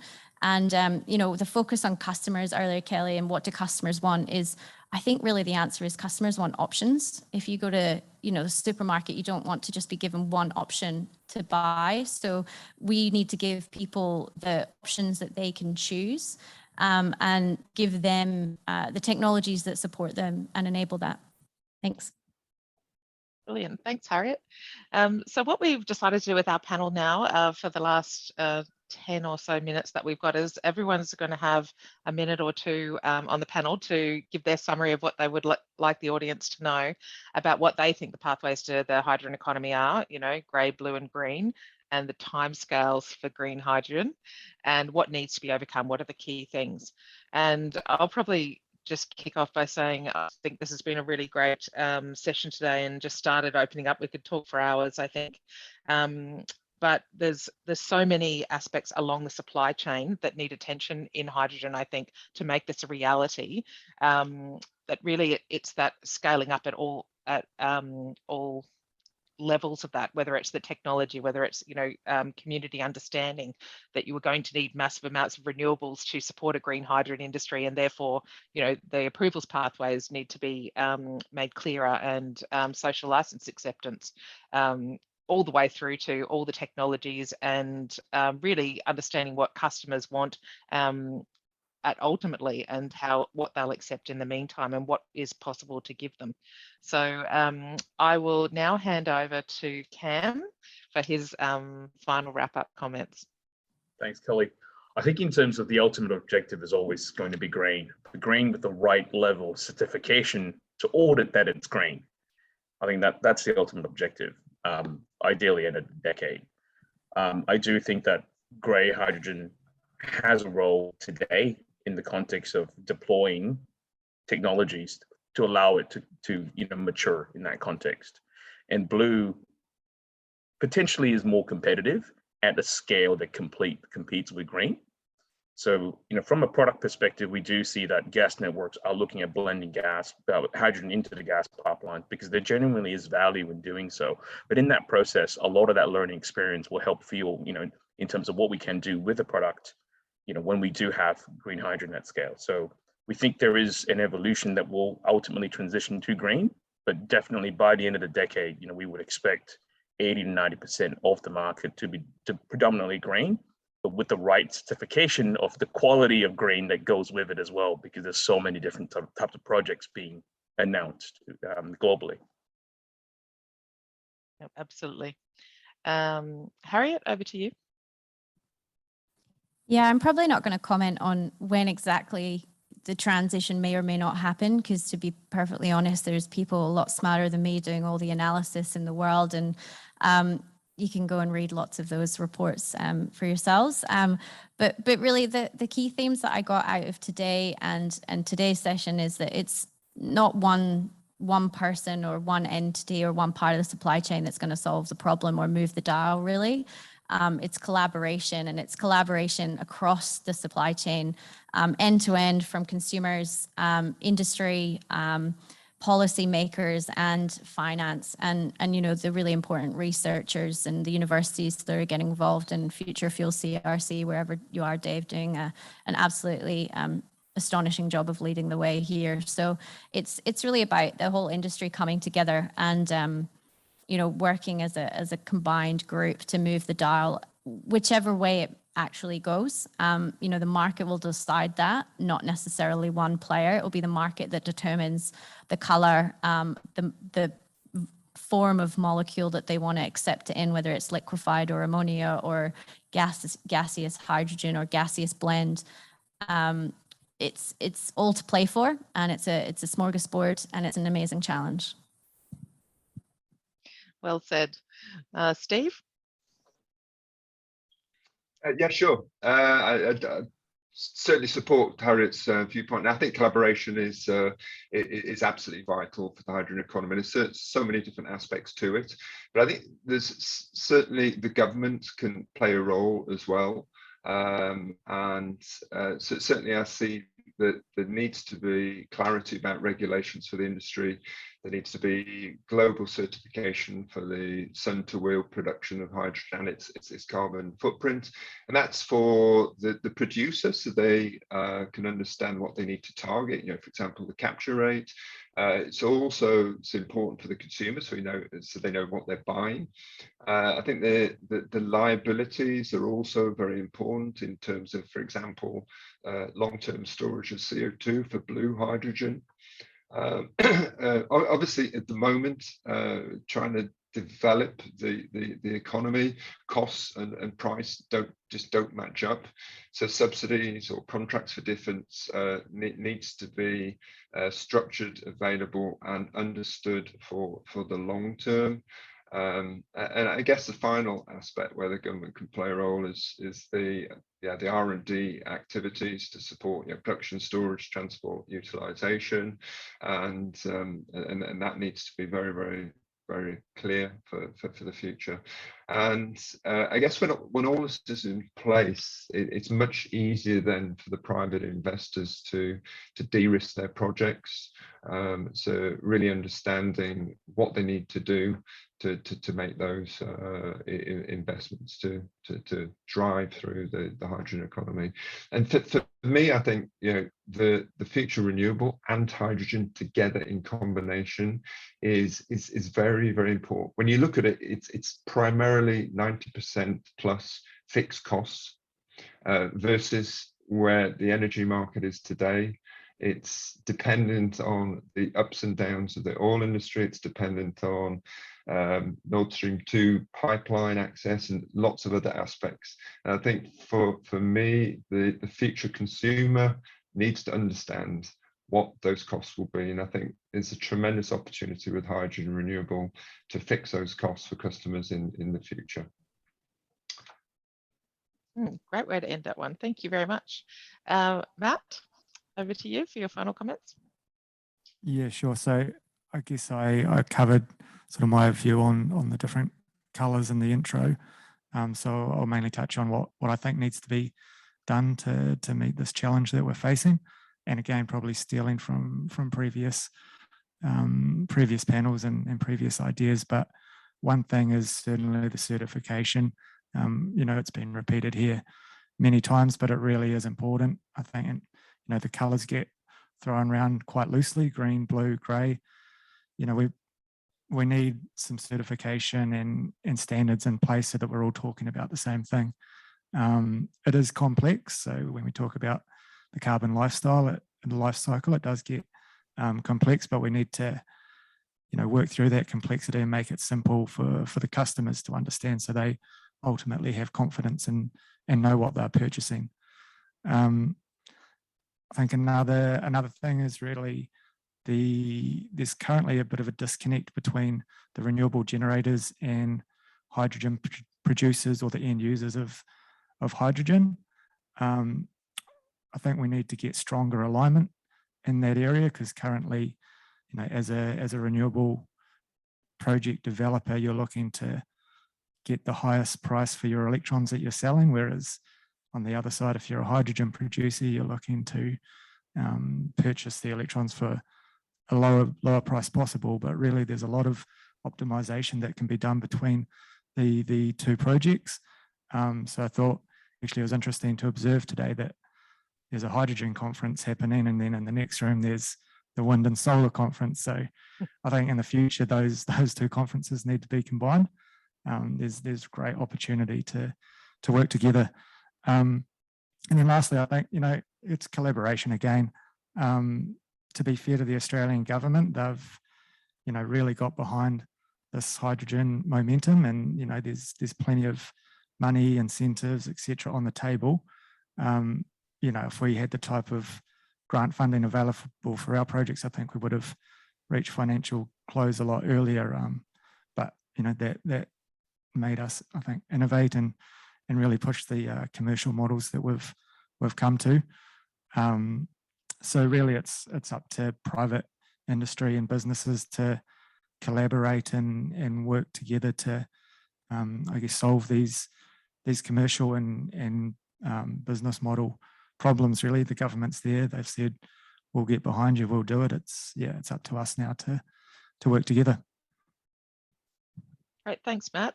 Well, you heard it first here, the Combined Renewables and Hydrogen Conference for next year.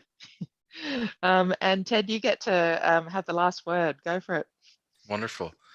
Well, might as well end it off with the big picture again. In my thoughts, Australia is wonderfully positioned to seize the opportunity of this new hydrogen economy we're talking about, particularly in green hydrogen.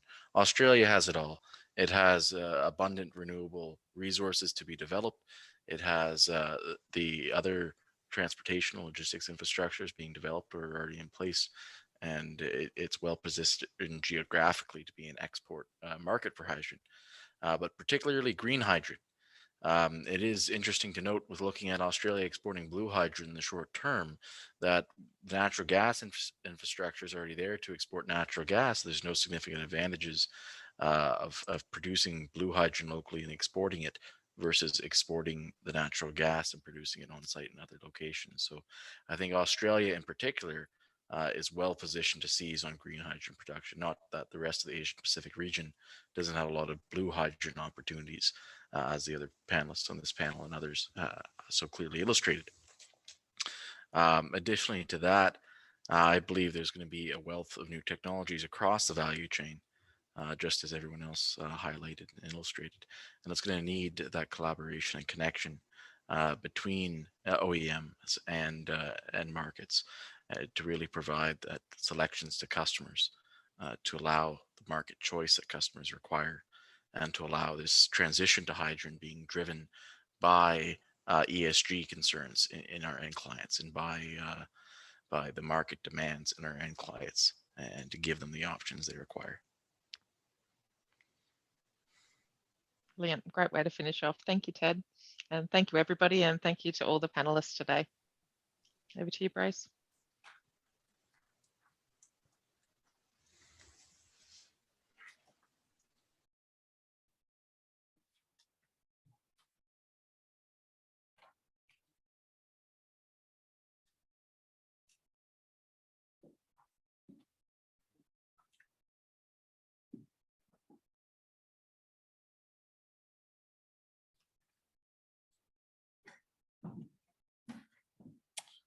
Thanks, everyone. Thanks to our moderator, Kelly, and our panelists, Cam, Harriet, Matthew, Stephen, and Edward. This is it. This is the end of the first day. There is a cocktail reception at 6 o'clock, just where the registration desk is. Personally, I thought it was a really interesting conference. For a first day, for a conference, for an event which is seeing each other, all about seeing each other in the flesh, in human form. And that's the most exciting bit of it, I think.